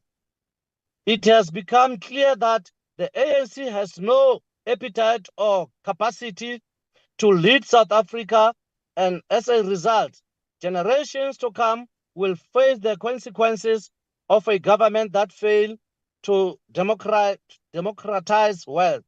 As the EFF, we call all people to ensure that they register to vote, to protect not only their present, but the interest of future generations. We therefore encourage all people to ensure they are registered to vote for the EFF and to be prepared of the historic change that our country will undergo. The people of South Africa must vote this government out if there is to be any hope of development job creation, and sustainable economic growth. Thank you, Chairperson. Thank you. The next speaker is KwaZulu-Natal MEC of Economic Development and Environmental Affairs, Honorable Duma. At the same time, I'll invite the chair of the National Council of Provinces, Tate Masondo. Honorable MC. Thank you so much. Thank you so much, Progressive Chair, for affording us this opportunity. Greetings to your good self, honorable members in this house, the Minister, Minister Makeba, who's just giving us the platform and just shaping the proper narratives. And I'm sure we all agree that the first honorable member Msimango, is able not to juxtapose the sophisticated matter. He's just presenting a very sophisticated theorem, sophisticated topic, and he made it very shallow. And unfortunately, as you know, he was debating this matrix using a common sense, which is the lowest form of thinking. However, we are still going to debate this no matter what are the circumstances. Honorable Chair, I'm sure it must be related or equivalent to treason what Honorable Mayor has just did in this august house, presenting the Unilever product, presenting the Tiger Brands, which is currently supporting the genocide that is taking place in Palestine, in Gaza in particular, committed by the Israelites. And I thought we're going to harshly deal with some matters because it's not correct that at this point in time, the arrogance and the racism coming from the DA will be able just to flaunt the issue, which is part and parcel of atrocity that is presented to us. We are meeting today following positive news announced by State SA. As you know, Honorable Chairperson, we remain optimistic about a better future for KZN and the country as a whole. We know that COVID-19 destroyed our economy, millions of people condemned in the townships and deep rural areas after being retrenched. The quality of life with unadaptable improved under the ANC as the organization is accelerated, and also implementation of the Economic Recovery and Transformation Plan. Honorable Chairs, indicated by the ANC in KZN, our optimism about the future of this country is based on State SA announcement that KZN is the largest contributor towards the national employment. We do take that accolade. However, we still understand that we must still address the imbalances of the past. But we are very delighted just to hear from a Chapter 9 institute telling the government that a lot has happened in terms of infrastructure. People's life has been improved. In fact, they take it further that at this point in time, the current government led by the ANC is 2 meters shy just to articulate what has been achieved since the new dispensation. We hear today Omer talking about anything, yet if you go to Western Cape, you are being subjected as an African because it is led by a racist organization currently that you still regard as inferior. Their leaders, at some point in time, Helen Zille said, if you're coming from another province, you are taken as an immigrant, something that is shameful and all those things.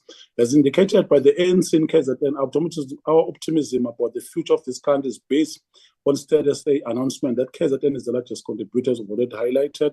As KZN, we recorded 152,000 people from the previous quarter. As a result of our contribution, 16.7 million people are now employed in the whole country during the quarter under review.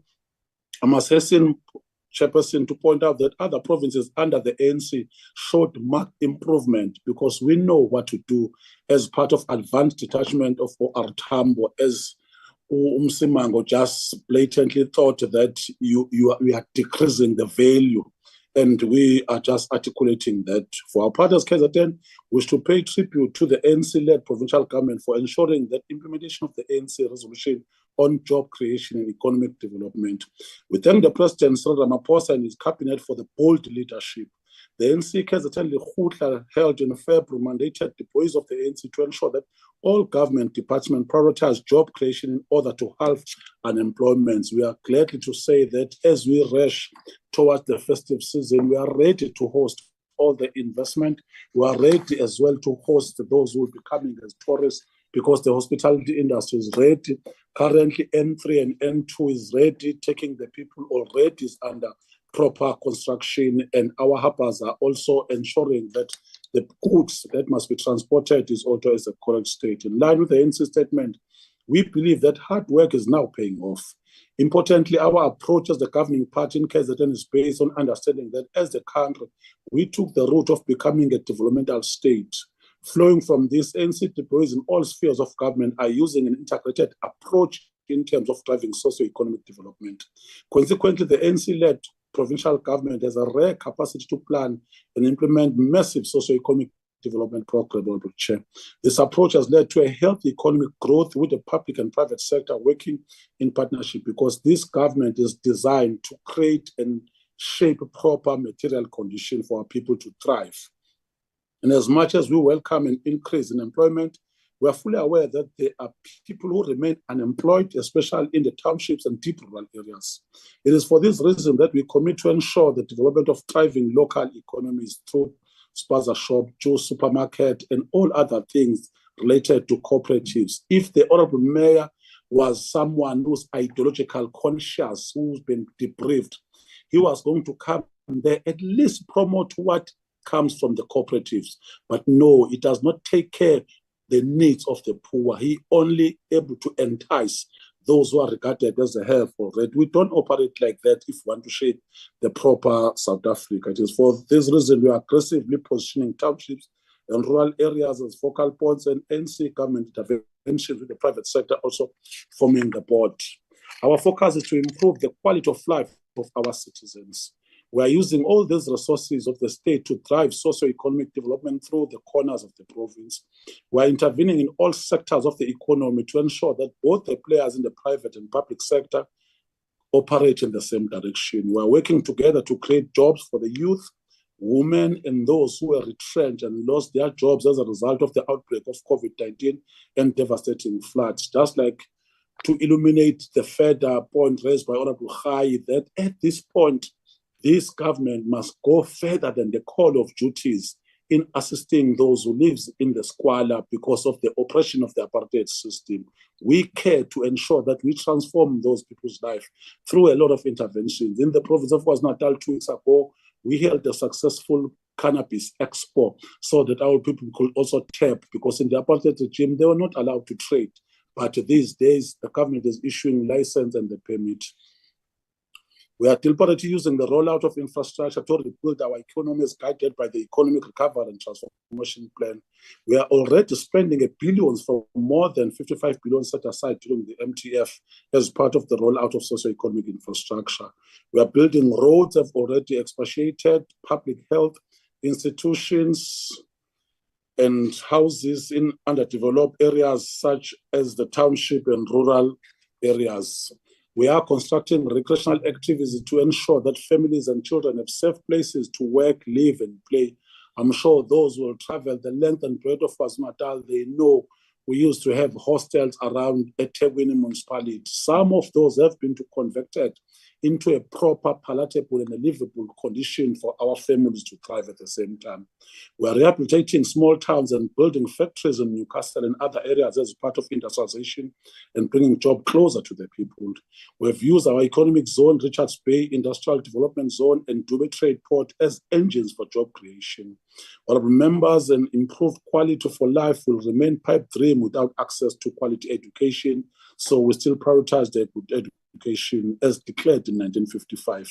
We announced last week the allocation of 74 million to clear student debts and further 126 million towards Skills Revolution campaign, which is what is the cornerstone of Could Liberate Our People.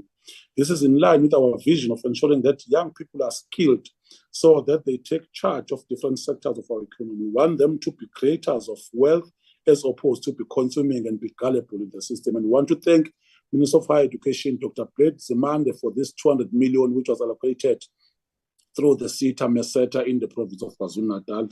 We understand that they come from poor families in the township and deep rural areas where there are no high levels of poverty. Our interventions is designed to improve the quality of life through the production of skills required by industries. We want them to be absorbed by different sectors of the economy and ultimately become fully fledged citizens with happy families. Honorable members, as I draw towards conclusion, we are confirming our commitment to our ward-based approach through Operation Sukuma Sake to attend matters related to our communities. Just for instance, as the presenter Babu Msimango is suggesting that when they take over in Gauteng, the issue of the toll freeze will be is like that. In economy, you must always account as government. Even as we allocate the budget per capita, we take all those things into factors. So it would be unfair that you come in the August House and pretend as if things will be mechanically be driven. It's not like that. When you have a contract, a binding contract, you must service. It is this ANC government. As you conclude, Honorable Duma. Thank you so much. It is this ANC government that drives the patch in ensuring that people from Gauteng are also liberated. We have integrated our communities into implementation of provincial eradication master plan. Thank you so much, Honorable Chair. No, thank you very much. We will proceed to Honorable Hadebe. Thank you, Honorable Chairperson. This is an opportune time for us all to rightfully reflect on government's failure to deliver on its promise of, I quote, a better life for all, close quote. As the IFP, we find it ironic that these very same promises will still be made in vain next year, while South Africans continue to be subjected to humiliation, exclusion, and poverty. We cannot talk about the rising cost of living without making mention of the high levels of unemployment that continue to ravage the country. Our people do not have jobs, and those that do are often forced to make difficult choices in attempts to keep pace with inflation and price hikes, which leaves them dangerously close to the veil of poverty. Coupled with other factors, the cost of living crisis forces and keeps our people in the never-ending cycle of poverty by forcing them to turn to debts that are poorly serviced by already thinly spread salaries. The cost of food and transportation alone has risen so high that it has stirred up financial insecurity in some households, which leaves people with less disposable income and very limited resources, if any, to cover monthly living costs. As the IFP, we are deeply concerned that not a day goes by without news reports of large families depending on merely 350 or even less, whilst public officials continue to dabble in corruption and the misuse of funds from the public purse. We cannot continue to ignore the direct and indirect effects that this has on our society and the many social ills that it encourages and feeds into. We cannot appear before this honorable house to commend South Africans for what we mistaken as their strength and resilience. Instead, we are to call out these responsible for inefficiency and disinterest in actually providing and ruling a functional, stable, and efficient republic. In conclusion, Honorable Chairperson, as we journey on the road of our nation that has traversed, I call on all eligible South Africans to go back to the drawing board and hold the government accountable for its failure to deliver on its moral and constitutional mandate to the people. This is a crucial responsibility that we all have as a nation. I thank you, Honorable Chairperson. No, thank you very much, Honorable Hadebe. We'll proceed to Honorable R. Jankelson.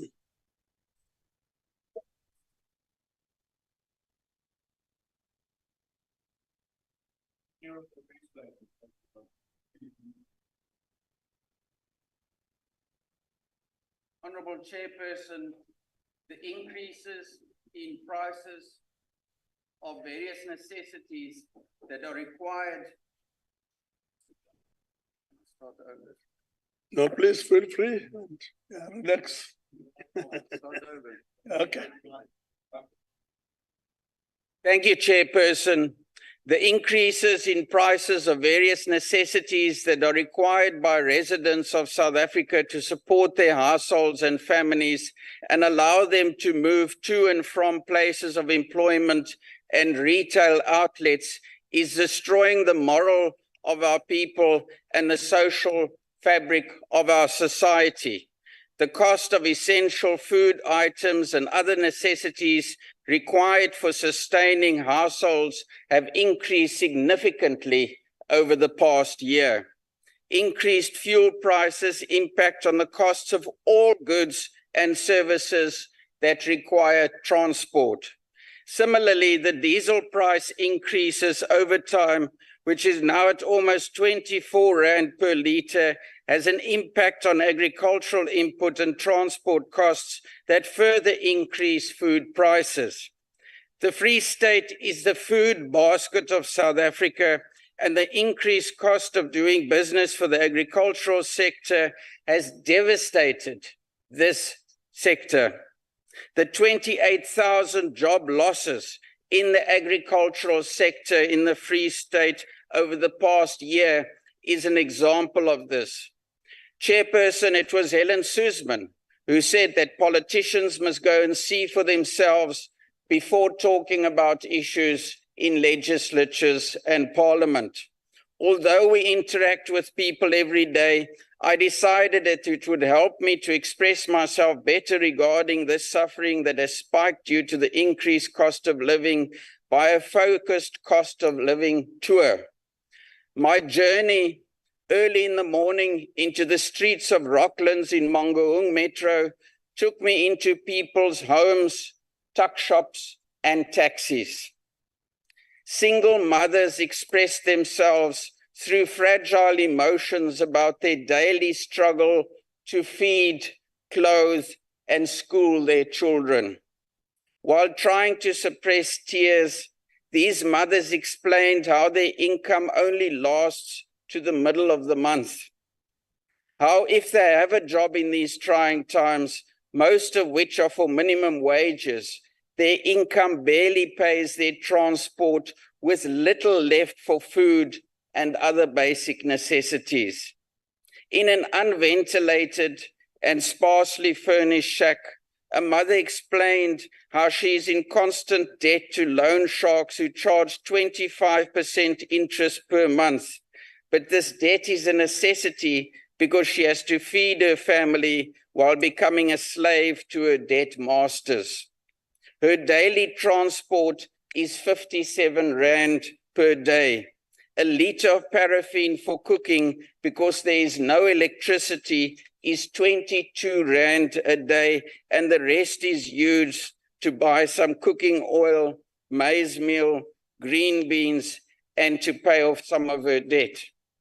Outside the shack, her young son is desperately digging up soil to plant pumpkin seeds, which we know will take a long time to yield a small crop and may be stolen before he's even able to harvest them.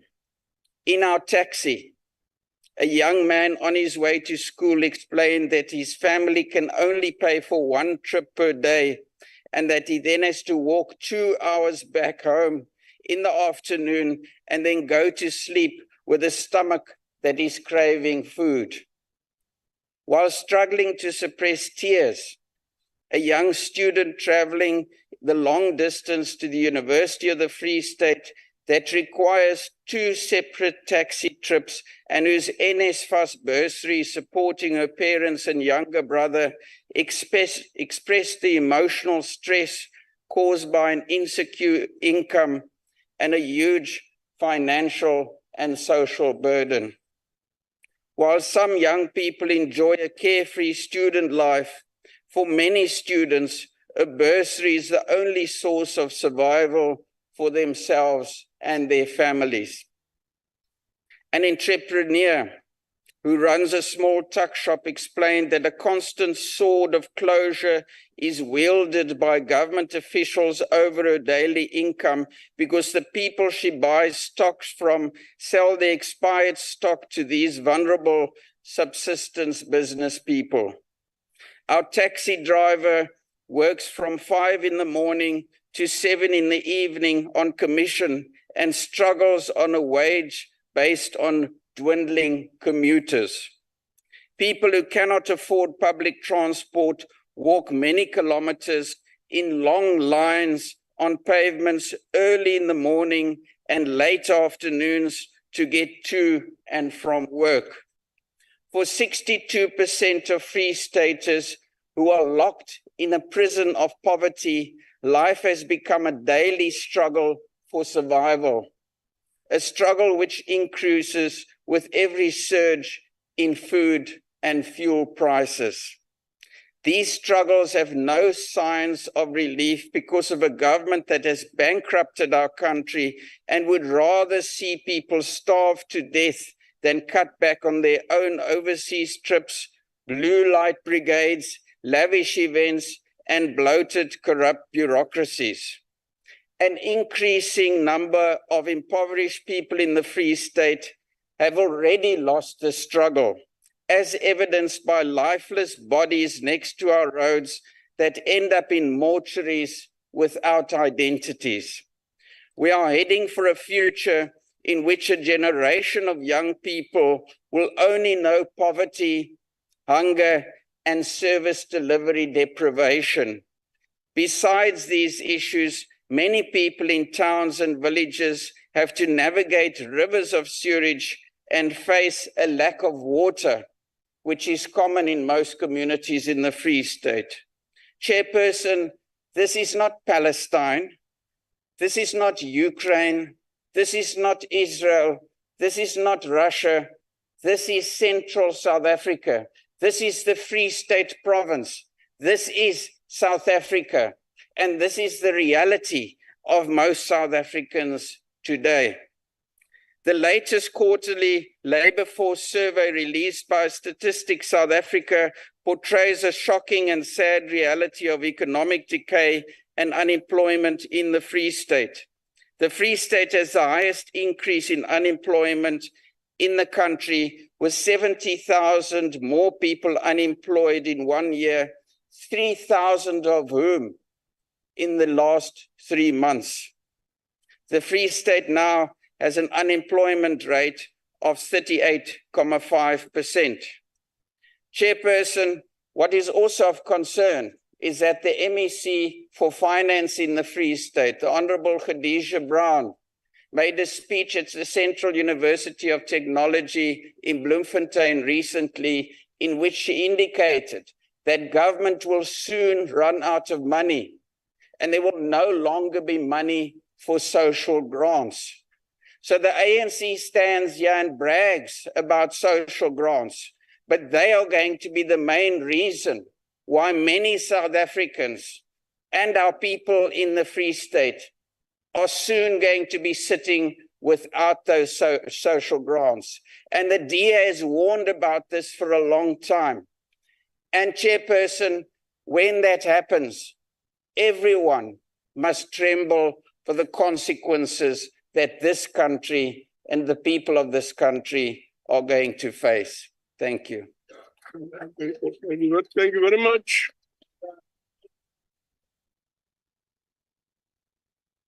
We will proceed to Honorable Du Toit. Honorable Du Toit. Agbare voorsitter, hoe ironies is dit veral hoe meer Suid-Afrikaners onbekostigbaar geraak het om 'n gemiddelde lewe te lei, maar menselewens raak al hoe minder werd in Suid-Afrika. Inflasie, die rentekoers en dierder lewensmiddele trek die strop al nouer om miljoene Suid-Afrikaners se nekke.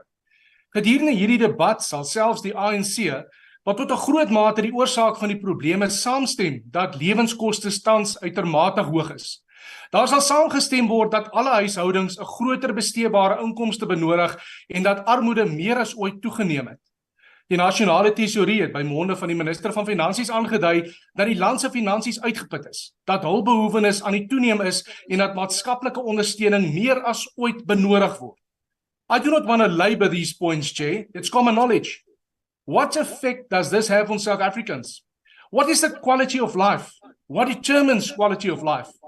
Chair, I recently came to a crossroad in my life, and circumstances pushed me to a point where I had to answer a very simple question with a difficult answer. What has eternal value? To a great extent, politics is a charade, but it serves a purpose. But very few politicians can truly say that they are in politics for honorable reasons. Voorsitter, Ek het die afgelope paar jaar eerstens ervaar hoe huishoudings armer word en daar meer druk op ouers en kinders is om te presteer, te bespaar en nie moed te verloor nie. Ek loof diegene wat as gesinne teruggekeer het na die eertydse beginsels en hul afhanklikheid aan God besef. Ek loof die vroue wat ten spyte van al die druk in rassewetgewing steeds sal mans en huishoudings ondersteun en bemoedig. Ek loof ons senior burgers wat nie die leksheid het om 'n ekstra inkomste te genereer nie, maar plan maak om met hul soms skarige pensioen uit te kom en steeds in gebed vir hul kinders in ons land intree. We often ask if circumstances can get worse, and the answer is yes, Jay. But we have the means to survive the ANC and social ills. Die Bybel sê, jy moet nie op perde en prinse vertrou nie, en ek kan dit beamoen. Ons enigste heil is ons vertrou in God die enig. We're blessed with a sound mind to make informed decisions, Jay. There will never be a perfect government, but there can definitely be a better government. Ek pleit by elkeen om nie die vyand die satisfaksie te gee om moet op te gee nie. Moenie handdoek ingooi nie. Die vyand kan dit as 'n swakheid sien as ons op ons knie is, maar is juist daar waar ons krag kry. Paulus het geskryf, ons moet hoop op hoop teen hoop. En dan lyk die saak en omstandighede ook hoe hopeloos, voorsitter. Daar's altyd hoop. Daar is nog politici wat alles in die stryd werp om 'n meer bekostigbare, veilige en voorspoedige toekoms te veg. Maar die onus is op ons elkeen om nie net by die stembus nie, maar ook die binnekamer die vyand aan te vat. Baie mag sê dat ek met godsdienst politiek bedryf, voorsitter, maar my Bybel sê dat ek met my God 'n bende kan stormloop en dat ek in hom dat ek hom en alles moet ken. Ons dra mekaar se laste. Kom ons bou weer familiebande. Kom ons doen wat reg is en eer God. Hy het beloof dat ons brood en water gewis sal wees. Suid-Afrika. Ons het mekaar nou meer as ooit van tevore nodig. Stryd die goeie stryd en God sal die onderdrukkers vergelde. Dankie, voorsitter. Thank you very much. Honorable Dwight will proceed to Honorable Mnama. Honorable Mnama.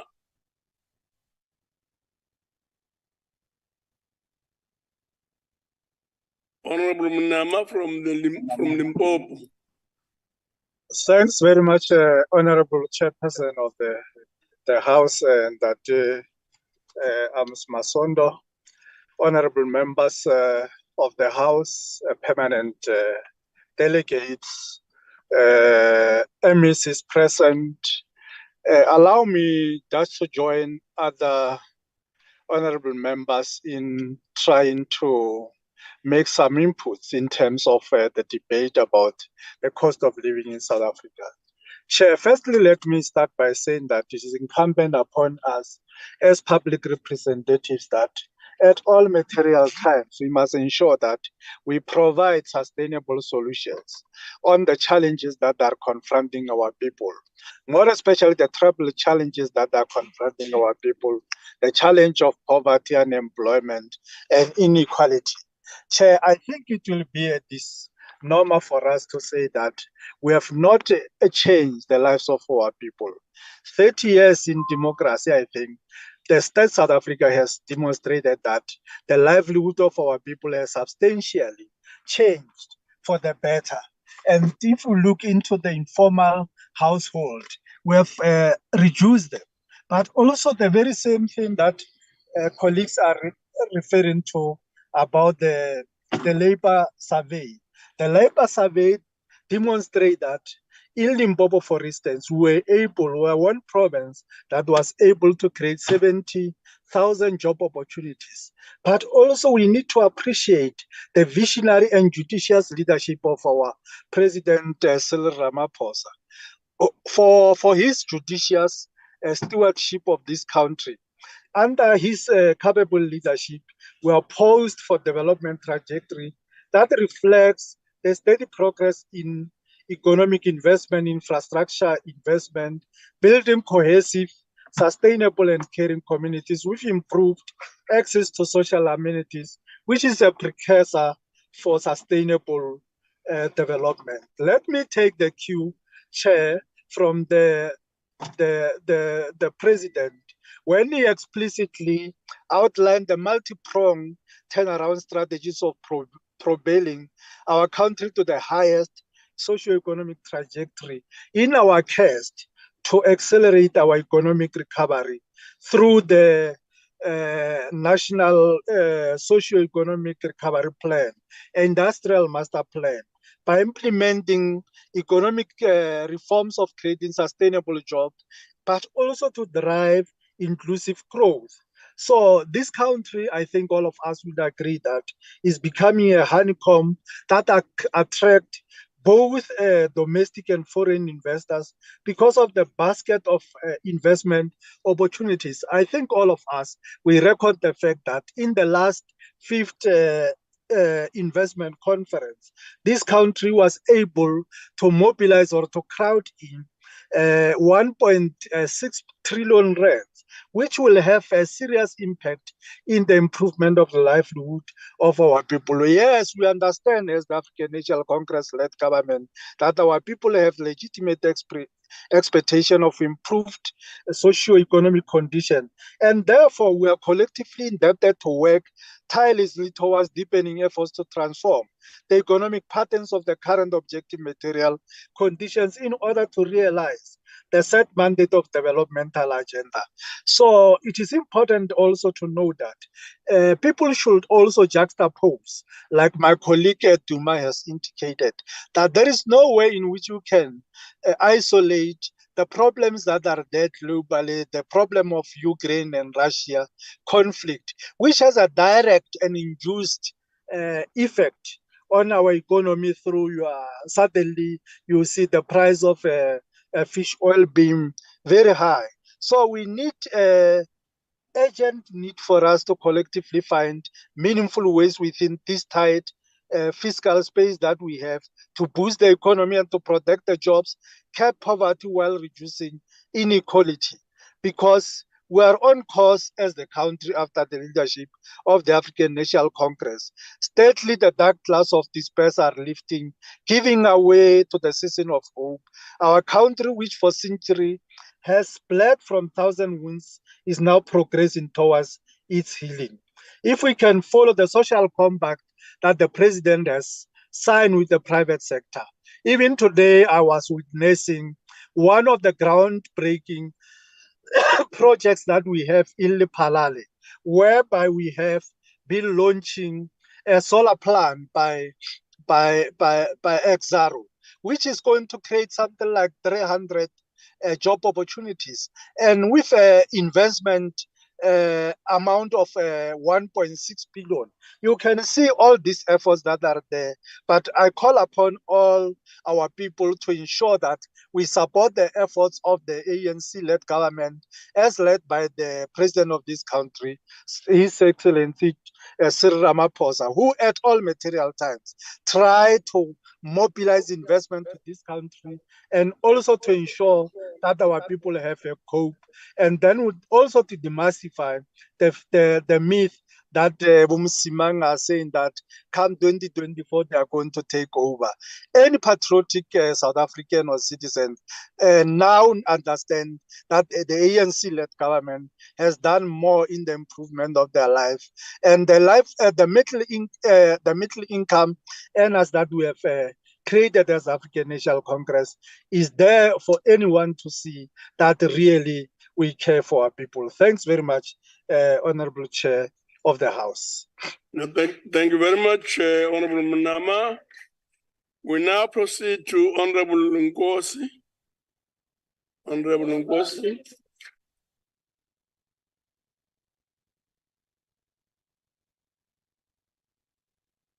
Thank you very much, Honorable Chairperson. Greetings to your good self, the Minister, and all honorable members present in the House. The appeal of today's debate on the rising cost of living in South Africa and the resulted impact on South Africa's quality of life is understandable. The rising cost of living affects the poor and the working class more than the middle class and the rich.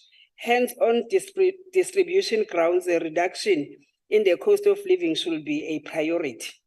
The deeper causes of the rising cost of living are extremely diverse and therefore cannot be reduced to simplistic explanation of palpable government failure or economic policy failure.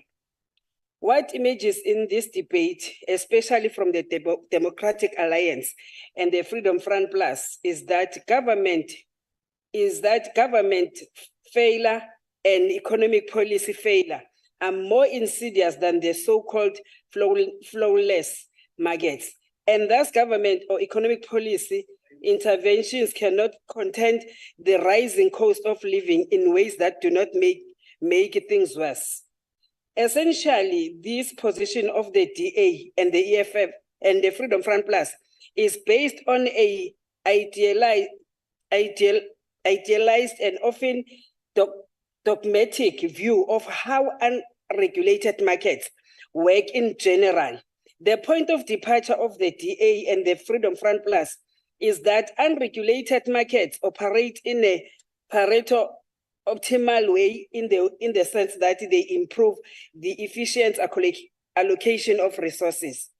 An understanding of the DA and the Freedom Front Plus position in its entirely suggests that presumably a progressive response to the rising cost of living would adopt a hands-off approach, which deems government and economic policy interventions to be interfering with the smooth functioning of unregulated markets. Henceforth, the rising cost of living is to be explained by rigidities and imperfections in government and economic policy interventions, not as the natural outcome of fully operative and regulated markets. We reject this hands-off approach not only because it presents a danger to the attainment of the national democratic society, but also because of the relative inattention of the DA and the Freedom Front Plus to the institutional constraints of the approach they propose. I attempt to contribute to this debate by looking at some important and mostly neglected aspects of the deeper causes of the rising cost living that warn us against putting our faith in unregulated markets, in line with many pages from neoliberal book, as this would result in devastating consequences on our economy and the livelihoods of many people, particularly the poor and the working class. We have seen that increased prices of food and fuel driven millions of South Africans into poverty and inequality traps.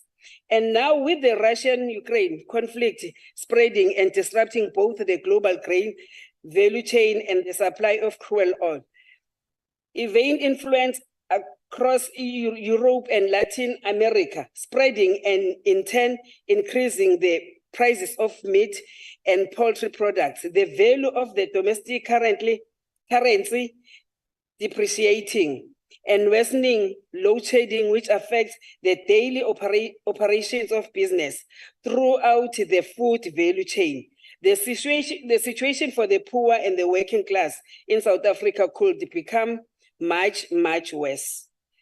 Yet there is little evidence that the optimal solution to the increased prices of food and fuel is to abandon government and economic policy interventions in favor of unregulated markets. Accordingly, prices of food and fuel must be regulated to undermine the practices of monopolistic pricing power and administrative determination of prices, which inflate domestic prices to important parity is not cost-plus based, especially in South Africa, where firms enjoy market power and thus have the ability to raise prices above marginal cost and above average total cost in the short to long run on the hand, and where the prices of import parity pricing enables products of essential goods to set prices at the international price plus tariff and transportation cost rather than at the price that would reflect production conditions. On the other hand, effective regulations is paramount so that there can be coordination between prices nationally, police objectives. Practices of monopoly pricing power, administrative determination of prices, and import parity pricing provided a scope for firms with market power in highly concentrated industries throughout the food value chain to exploit the global shocks when domestic costs do not justify food price increases. That is the reason why addressing this exploitative conduct by firms with market power in the form of excessive pricing of essential food items is an important provision in the Competition Act. To this end, the Competition Commission conducted the assessment of excessive pricing of essential food items in March 2022, and the subsequent finding is that the common practice across retailers within the grocery value chain has been to operate based on certain percentage margins, maintaining this despite movements in the actual wholesale cost price.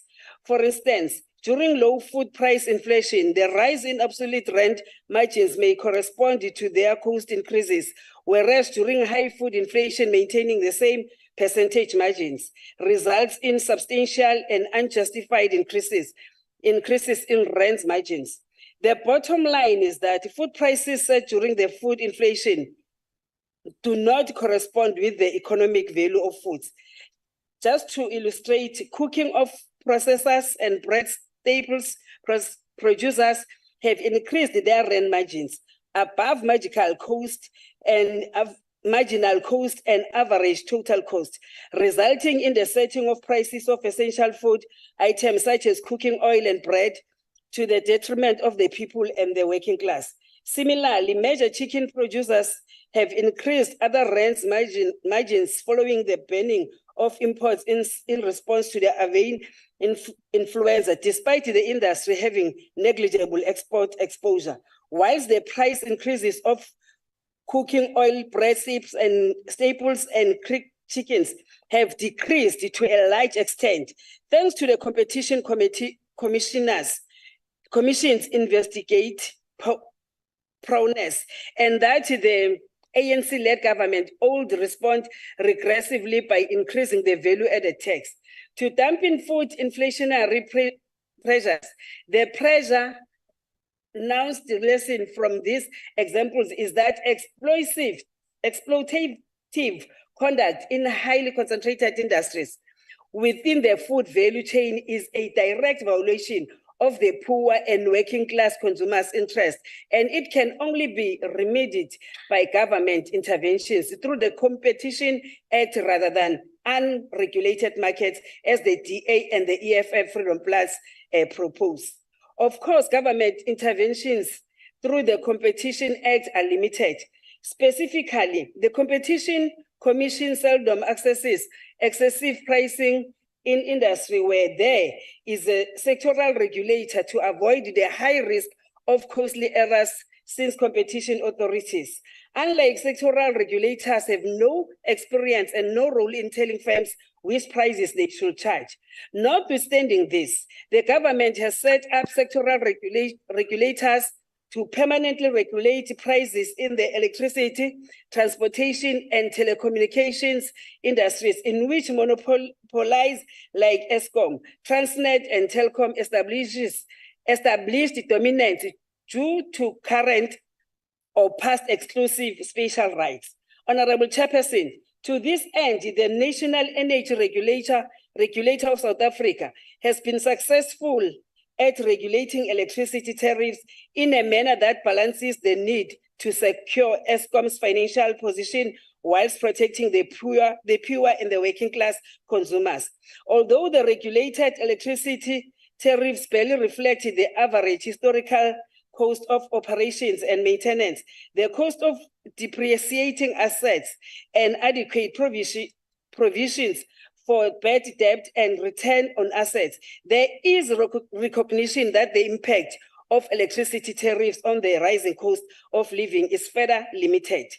The upshot is that the net effect of setting electricity tariffs to reflect cost is undoubtedly like to exacerbate rather than ameliorate the rising cost living. We admit, however, that setting electricity tariffs below actual cost has starved Eskom of the necessary capital to expand service coverage and perform reliability maintenance, which in turn has reduced the quality of service to existing consumers. This is precisely the reason why amendments to the Electricity Regulation Act are therefore self-correcting. In a nutshell, the ERA seeks to create an electricity market competitive enough to deliver competitive electricity tariffs. The potential benefits of the competitive tariffs, electricity tariffs in response to the rising cost of living are significant.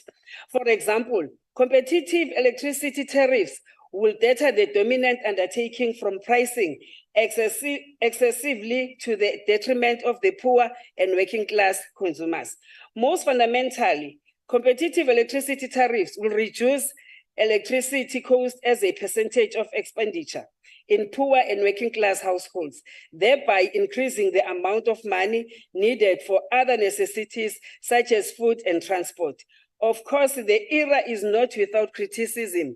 The widespread criticism comes from the EFF, whose epithets to describe the ERA include the precursor to the privatization of ISCOM.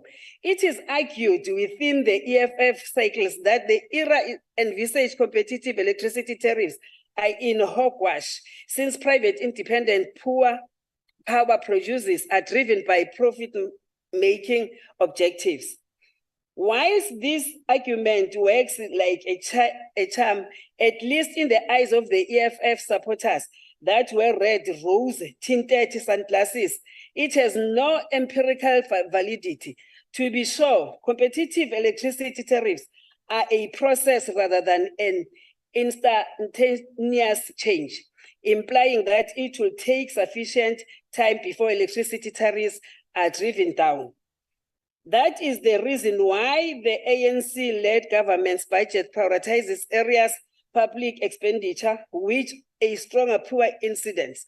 For instance, it allocates a significant portion towards social security grants to offset the current electricity tariffs in the short run, whilst the ERA expedites the movement to competitive electricity tariffs. Lately, there has been a temptation by opposition parties to use fuel price hikes to discredit the ANC in the eyes of the poor, motorist, public, transport-dependent indigent household, and small emerging businesses which face hardship of rising cost of living daily during this difficult. This temptation is murky and uncertain. Here is why our country is heavily dependent on important crude oil and refined petroleum products. As a net importer, we do not have any bargaining power to influence price determinations and pricing outcomes in the international oil market, as we are a price taker, not a price setter. Such dependence on important crude oil and refined petroleum products largely explain causal relations between fuel price hikes and the rising cost of living in the country. Therefore, the DA, EFF, and Freedom Front Plus must not assume that international oil market is like a competitive bidding tender process where the discounting of prices occurs. Notwithstanding this, the country basic fuel price is aimed at ensuring that refined petroleum products are not priced extensively, but this is not enough.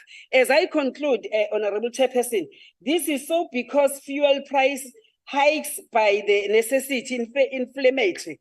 Henceforth, the Reserve Bank parity of poor refined petroleum products consumed. This means that other measures besides government interventions through fiscal policy and economy policy are needed to improve the living conditions for the poor and working class. We therefore call for the Reserve Bank to assist rather than work against the government in this attempt to mark a serious dent in the risking of cost living. I thank you, Honorable Chair. Your time is up. Thank you very much. We Albongwe. will now proceed to Honorable Simas.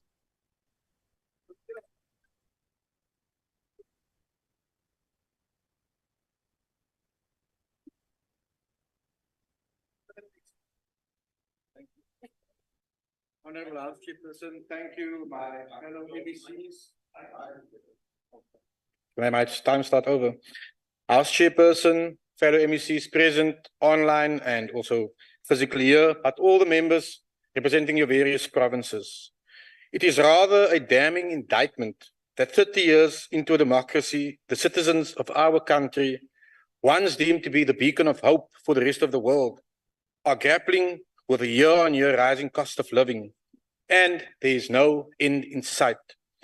Earlier this week, a research document was released, and I quote a section of that research document which said, "Though poverty does not directly cause crime, there is a strong correlation between poverty and criminal activity.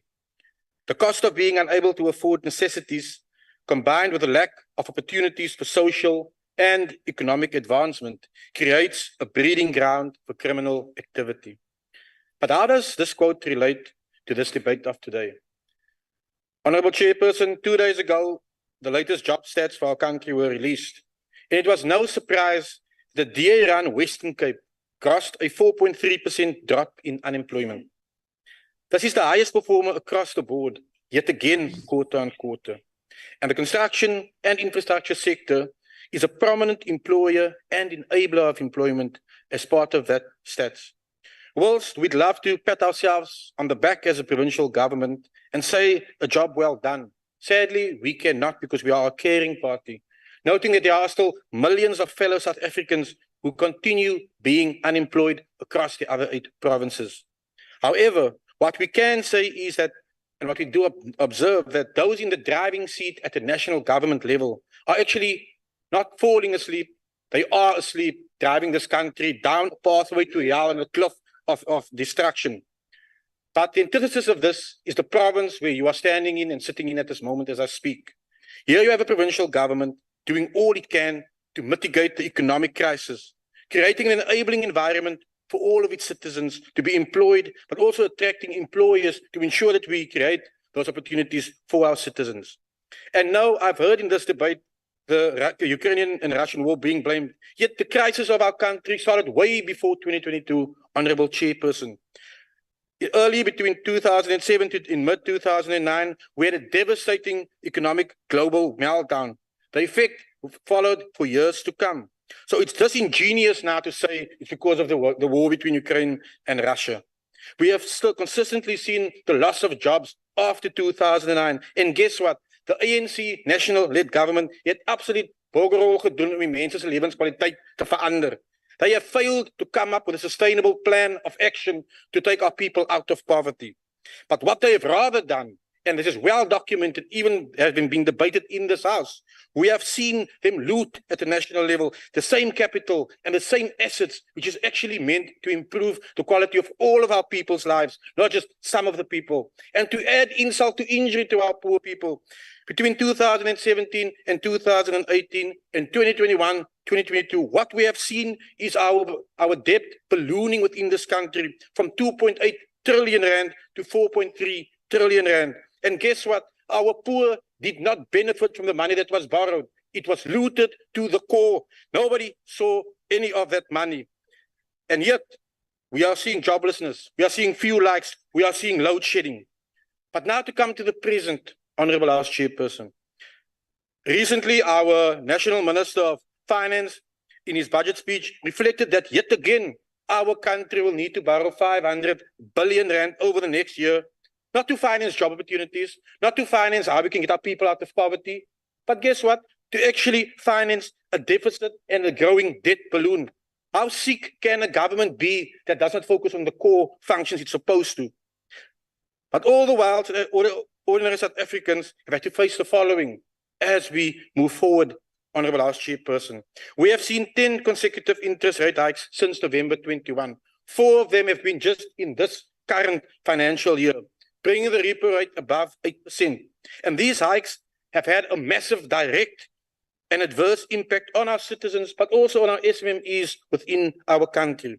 We have seen in the month of October alone, insurance data show that 4.3 million citizens who had risk policies, actually their policies lapsed within the first 6 months of this year. Hulle kan nie eens meer hulle assuransie bekostig nie. Dis hoe broekskeer dit daar buitekant gaan, agbare voorsitter.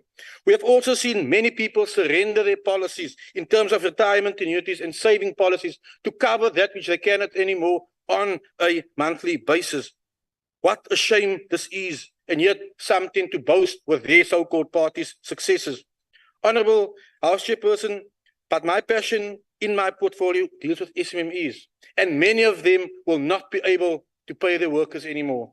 Many of them have reneged on their credit facilities, meaning in the future they will be heavily impacted because they will never get access to credit again. We have seen steep fuel hikes, and in my sector, which I represent, we have seen in certain building materials increase by 40%. And who carries the brunt of that? The same SMMEs who we hope would provide job opportunities, ultimately needing to fire some of their employees. What more can we say? Load shedding.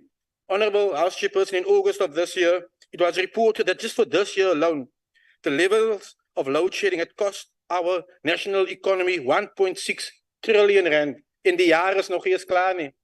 It has already 400 billion rand more than last year. Hoeveel scanners moet die mens nog op 'n land se naam het? But your own ANC National Minister of Electricity earlier this year said the cost of load shedding just for this year has seen a net loss of 860,000 jobs. Ek sal my vrek geskaam het om dit te moet noem vir enige lid van die publiek. Some of my members focused on NSFAS, and just this week it was announced that 70,000 students have not received their NSFAS grants since May this year. Oh, liewe stay jou mond, ek sal die ouwe gebreek het. But not to worry, Honourable House Chairperson, there is always hope, and that hope is the Western Cape. But let me rephrase that. That hope is the DA-governed Western Cape, because we are leading to restore hope where people have lost hope in government, and we are seeking to be that beacon of hope.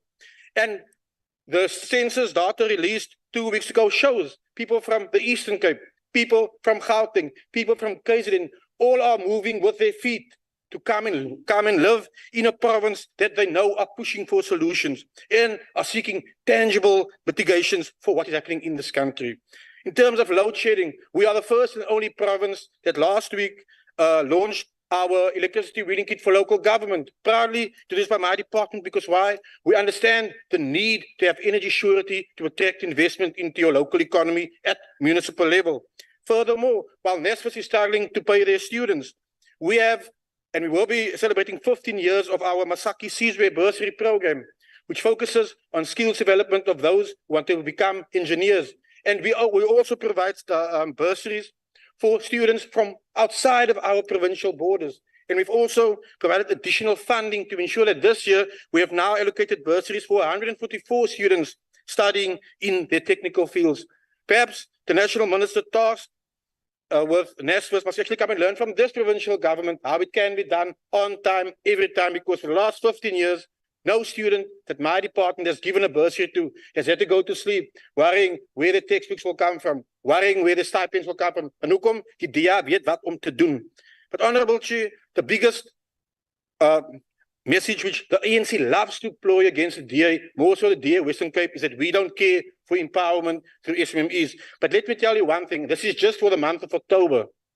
We created awarded contracts to 372 new contracts worth 750 million rand. And guess what? 287 of the 372 contractors are what is classified as triple BEE companies. So hou maar op die leens versprei. Hierdie is 'n regering wat omgee vir almal en ons gee werk vir almal en graai wat hulle weet hulle gaan op tyd betaal word. Anders as in Gauteng, waar sommige kontrakteurs tot 120 dae moet wag vir hulle geld. En hier gee dit op tyd en ons verwag ook 'n kickback en 'n brinkelveertjie agter die hand nie. In conclusion, Honourable House Chairperson, it is clear that our country cannot continue on the trajectory we are with deadwoods governing this country. And the voters of this country, like in our province, has a choice to make when it comes to next year. You have seen and heard what the DA Western Cape can do. We can do the same in Gauteng. We can do the same in the Free State. We can do the same in KZN. We can do the same in other areas. Your choice determines your future. But what the Western Cape government are showing to you is that things can be done. Things can be done the right way. But above all, the Western Cape works because the DA works, and your province can work by voting DA. Thank you very much. Thank you very much. We will now proceed and invite Honorable LCBB to take the podium. BB. Ngiyabonga sihlalo ngibingelele kuwena ngibingelele nakuma special delegates akhona no MECs kana njalo nozakwethu kodwa ngokukhethekile ama special delegates ase KZN umama ucele nobaba uZulu nobaba uMthombeni uDuma siyabonga. Sihlalo ngiyabonga ngokuthi ngibe ingxenye yale nkulumo mpikiswano yanamhlanje.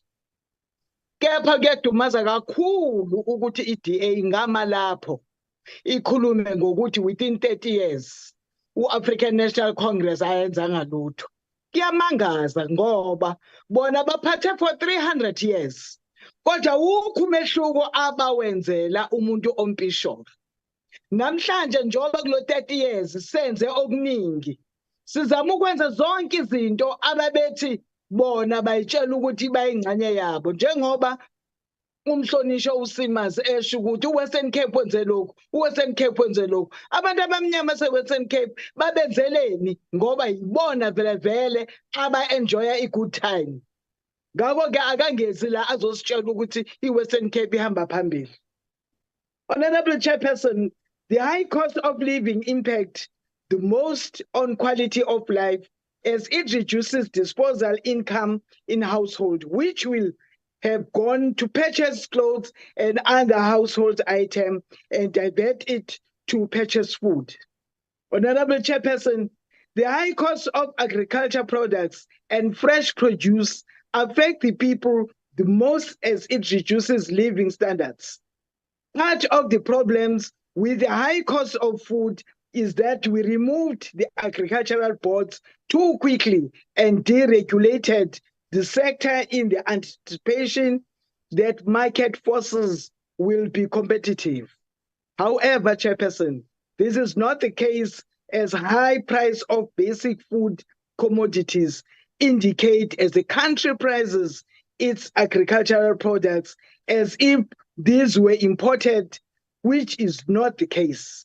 This is inflammatory and reduces the quality of life for the people. Honorable Chairperson, in August of this year, the African National Congress hailed a drop in the inflation rate to 4.7%, the lowest in 2 years and near to the midpoint target of 4.5%. This shows that there is a strong business rationale and different additional rate hikes and considering rate cuts. In the current quarter, the trade-off between inflation targeting and deflation concerned is critical for inclusive economic growth. Chairperson, the rise of inflation has been attributed to factors such as rising food price, energy price, and the disruption of established trade patterns. However, the substantial decrease in inflation is a positive indication of resilience of our economy and sets us on a path economy recovery. Chairperson, the African National Congress is cautiously optimistic that potential rate drops can maintain or continue to drop inflation at a lower rate, which is crucial for the people of South Africa, as it will significantly lower the cost of living. However, Chairperson, this drop in inflation is not the sole penny for the high cost of living, and it is important that there is an investigation of livestock and fresh produce prices as local produced products are at the same price and important products should not be the case. 70% of cooking oil is domestically manufactured and only 30% imported. So it is not understandable as to why the price went up so much post the conflict between Russia and its neighbor, Ukraine. The difference in between imported butter and local manufactured butter is obvious, as imported butter is far more expensive. Therefore, Chairperson, it is not difficult to conclude that government removed the agricultural boards too quickly, and the high cost of living is also due to deregulation and liberalization of the agricultural sector and food prices, and not merely external. That you will not hear from the opposition.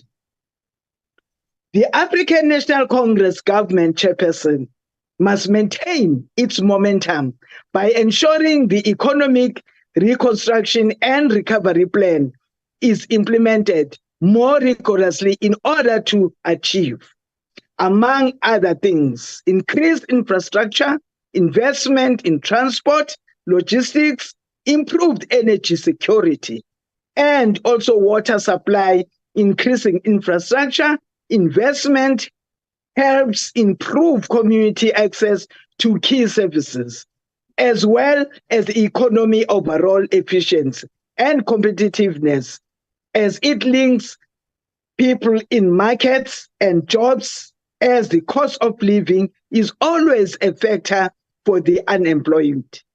More importantly, land reform is a crucial part in the economic reconstruction and recovery plan. And the creation of small and medium black farmers must increase food security, employment, and reduce the price of food in the country through increased competitive supply. Self-empowerment of communities is critical to reduce poverty, inequality, unemployment, and historic economic exclude in this regard. Food gardens have been supported in townships to ensure food security and reduce the cost of living.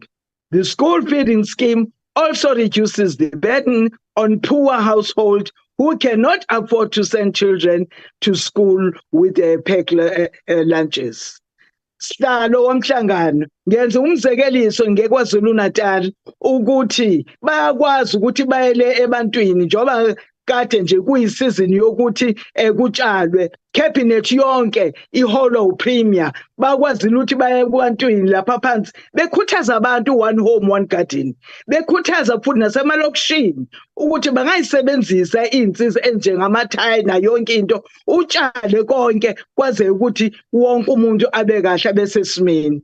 Ngakho ke sihlalo angisho ukuthi okuningi ababesifihlela kona bona labamhlophe ODA ukuthi umnotho usezandleni zethu, umnotho usenhlabathini.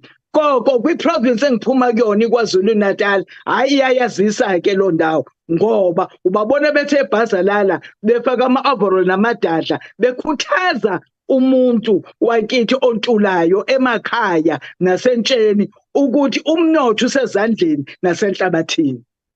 Chairperson, significant progress has been made in expanding access to employment empowerment and other economic opportunities after the 1994 democracy victory. Social protection has also grown as the number of people who have access to essential services. Despite these gains, the economic legacy of colonialism and apartheid remains profoundly embedded. Far too many South Africans are unemployed. Far too many people still go to bed hungry. And far too many people face service delivery backlogs.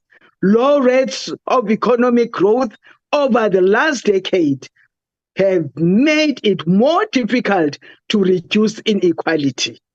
Bese nisitshela ukuthi u-30 years senzeni kanti sonke lezi zinto esenzayo silokhu amademeshe enawenzayo in 300 years nazani enze lutho. But growth will not automatically reduce inequality. Economic transformation is required to reduce poverty, inequality, unemployment, and historic economic exclusion.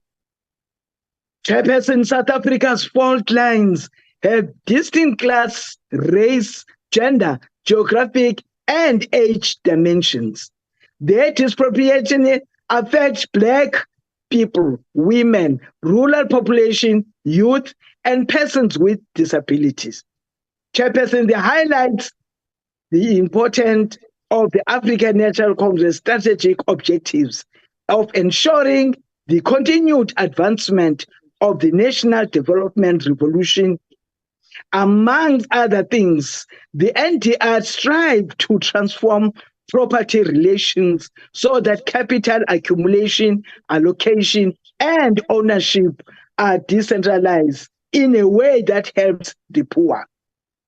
Chairperson, we have achieved significant progress towards eliminating race and gender discrimination in fundamental services such as schools, healthcare, and workplaces throughout the past 30 years of freedom and democracy.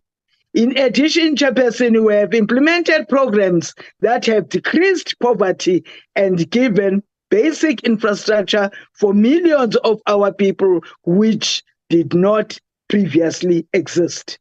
However, the high cost of living means that more needs to be done to transform our society to eradicate poverty and hunger. Chairperson, the Consumer Protection Act should enforce its primary objective, that is to establish consumer rights and provide free, effective, and efficient enforcement of those rights through the establishment of the National Consumer Commission, the National Consumer Tribunal, accredited industry ombud schemes. All the above-mentioned institutions are aimed at safeguarding consumers from unfair, unreasonable, and unethical business practices, and also to safeguard customers from deceptive, unfair, or fraudulent conduct and actions. Honorable Chairperson, these institutions are further tasked to establish methods of dispute resolutions and the enforcement of regulations in the marketplace. They need to deal with the high cost of living in terms of food prices and price collusions of big businesses in the country. Honorable Chairperson, the Consumer Protection Act should preserve the right to fair value of goods, all costs against and type of exploitation by suppliers, with the goal of protecting and developing the social and economic welfare of consumers, particularly vulnerable consumers. The Act aims to achieve the goal by, amongst other things, establishing legal framework, more maintaining a fair, accessible, and efficient marketplace for consumers, reducing disadvantages experienced by vulnerable consumers in accessing goods and services, and in protecting consumers from unfair trade practices. It further ensures fair, competitive, and also responsible marketplaces that serve customers effectively, as well as promote ethical corporate practices.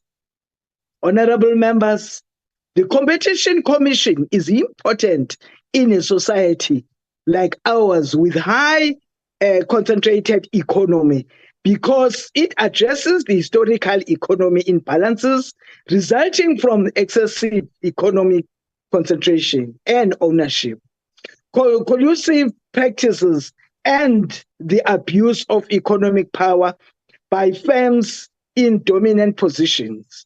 It further seeks to promote the efficiency, adaptability, and development of the economy, and also to provide consumers with competitive prices and product choices, since our country is characterized by high levels of poverty and inequality.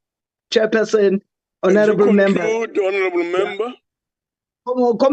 Competitions between companies translates into a greater quality and also the project of the services, a better quality of goods and lower prices in the end. And this is what the consumers are looking for, the best quality. As I conclude, Chairperson, this decision is aligned with the government policy to consolidate South Africa's development finance institutions to provide effective support to emerging and existing Black entrepreneurs, both urban and rural, to enhance domestic food. Your time is up, honorable member. Through competitive and self-sufficient. I thank you, Chairperson. Yabonga. Mama. Thank you very much. Ayibongwe. Conclude the debate. We now ask Honorable Simang to come forward.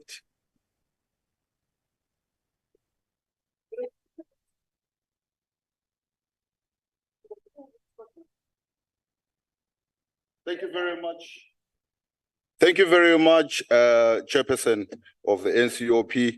I wonder where comrades live in and where do the rest of the South African people live in. But let me start off by responding to Minister Zulu and say, you are right. You have been looking for too long and been doing very little in that time that you have been looking. More and more people are dependent on social grants instead of being able to then be employed. What we need to be responding to is, why are you celebrating that more and more people are dependent on social grants instead of more and more people being able to then find employment? That's what we should be celebrating. So yes, you can go and tell people out there that we are not celebrating the fact that they're getting 350. We want to celebrate the fact that they can earn a living, be able to then take their kids wherever they want to then take them, be able to then go to whatever health facilities that they would want to get to go to, be able to live where they want to live to. That is true freedom, and that is what we're fighting about and what we're fighting for. Let me put it to you, the disgrace that you've subjected the people of South Africa.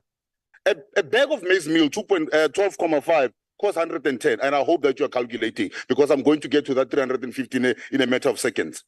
79 Rand 99 for 2-liter cooking oil, 13 Rand 65 for 1 can of tin fish, 115 Rand for 2 kgs of chicken. I haven't even calculated anything else yet. And then you tell me how that 350 is supposed to make the lives of the people of South Africa much better. So rethink why you want to come and brag here about. I was saying to you that the apartheid system has built a lot of things. We are not proud of apartheid system, but they've built a lot of things, infrastructure that should have been carried on and built upon and improved upon to make sure that the majority of people of South Africa are able to then benefit. Let me tell you, some of the countries in Africa that started off worse than where we were, during COVID time. A country like Rwanda, the economy is now growing at 7.9%. Côte d'Ivoire is growing at 7.1%. Benin is growing at 6.9%. Ethiopia is growing at 6%. Tanzania is growing at 5.6%.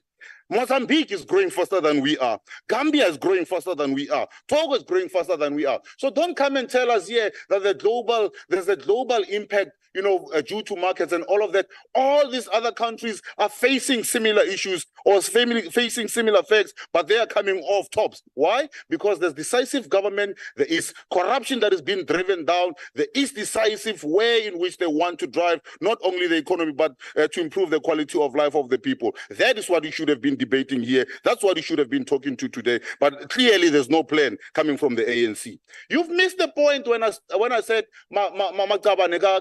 Tambo, because what I was trying to get you to, all of you, was that Tambo envisioned a South Africa that was working, a political party that was driven by principles and morals to make sure that the lives of the poor people were actually then improved. But what you have done is gone opposite of that. And so when I say Tambo, I was not actually not talking or demeaning the name of Tambo. I was actually saying to you, remember where you come from. But anyway, it's Katses Pelile, the time is up. You must forget about that. We will make sure that those that have sacrificed their lives before will make sure that their lives were not lost in vain, and the time that they spend in jail and those that lives the blood have flown is not going to be in vain when we make sure that the people of South Africa can indeed live a better life.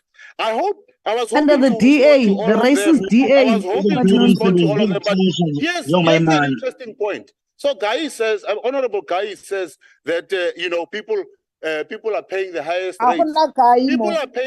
People are paying the highest rates because they're receiving services. And when they're receiving services, they're paying for those services so that they're able to then receive more services. This is something that you should have responded to. That property rates Mr. Mang, just a minute. I've been can you please pause the time, Chair? The guy. What point I raise, Honorable Tango? However, can I ask a question to the speaker? Question, yeah.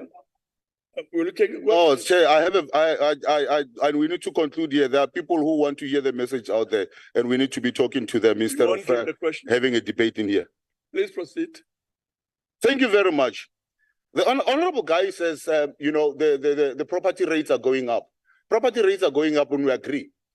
And this is why people are voting with their feet coming here. And this is simple economic, there's a demand and supply. Whenever there is greater demand, there will be an increase in prices. So once you understand that, you'll realize that whenever people are coming in and say, we want to buy property, the property rate will go up because they are enjoying better life there. Bring this guy I wanted to respond Clearly has never been Honorable Duma. Let me say this quickly to Honorable Duma. 32.7% in KZN. If you take an expanded number to that, you get to 46.4. Yet you are the economic minister who cannot even acknowledge that the Western Cape is doing well by being the lowest in the country with 20% unemployment in the whole of South Africa. Why are you not talking to that? You are talking about municipalities that are falling apart. Please tell us about eThekwini and how you're going to recover as the tourism capital of KZN. Thank you very much. Thank you very much. We came here just to talk. But Matuzane. Proxies of whiteness. You can hear them. Proxies of Honorable whiteness. members, please allow me at this point to thank the Minister of Social Development, Honorable Lindiwe Zulu, for her participation in the debate. And to permanent delegates, MSCs, and all special delegates for availing themselves for this important sitting. That, honorable delegates, concludes the business of the day. The House is now adjourned. Recording stopped. Siyabonga Nyambosi. Siyabonga zinhlelo, siyabonga Zulu. Siyabonga.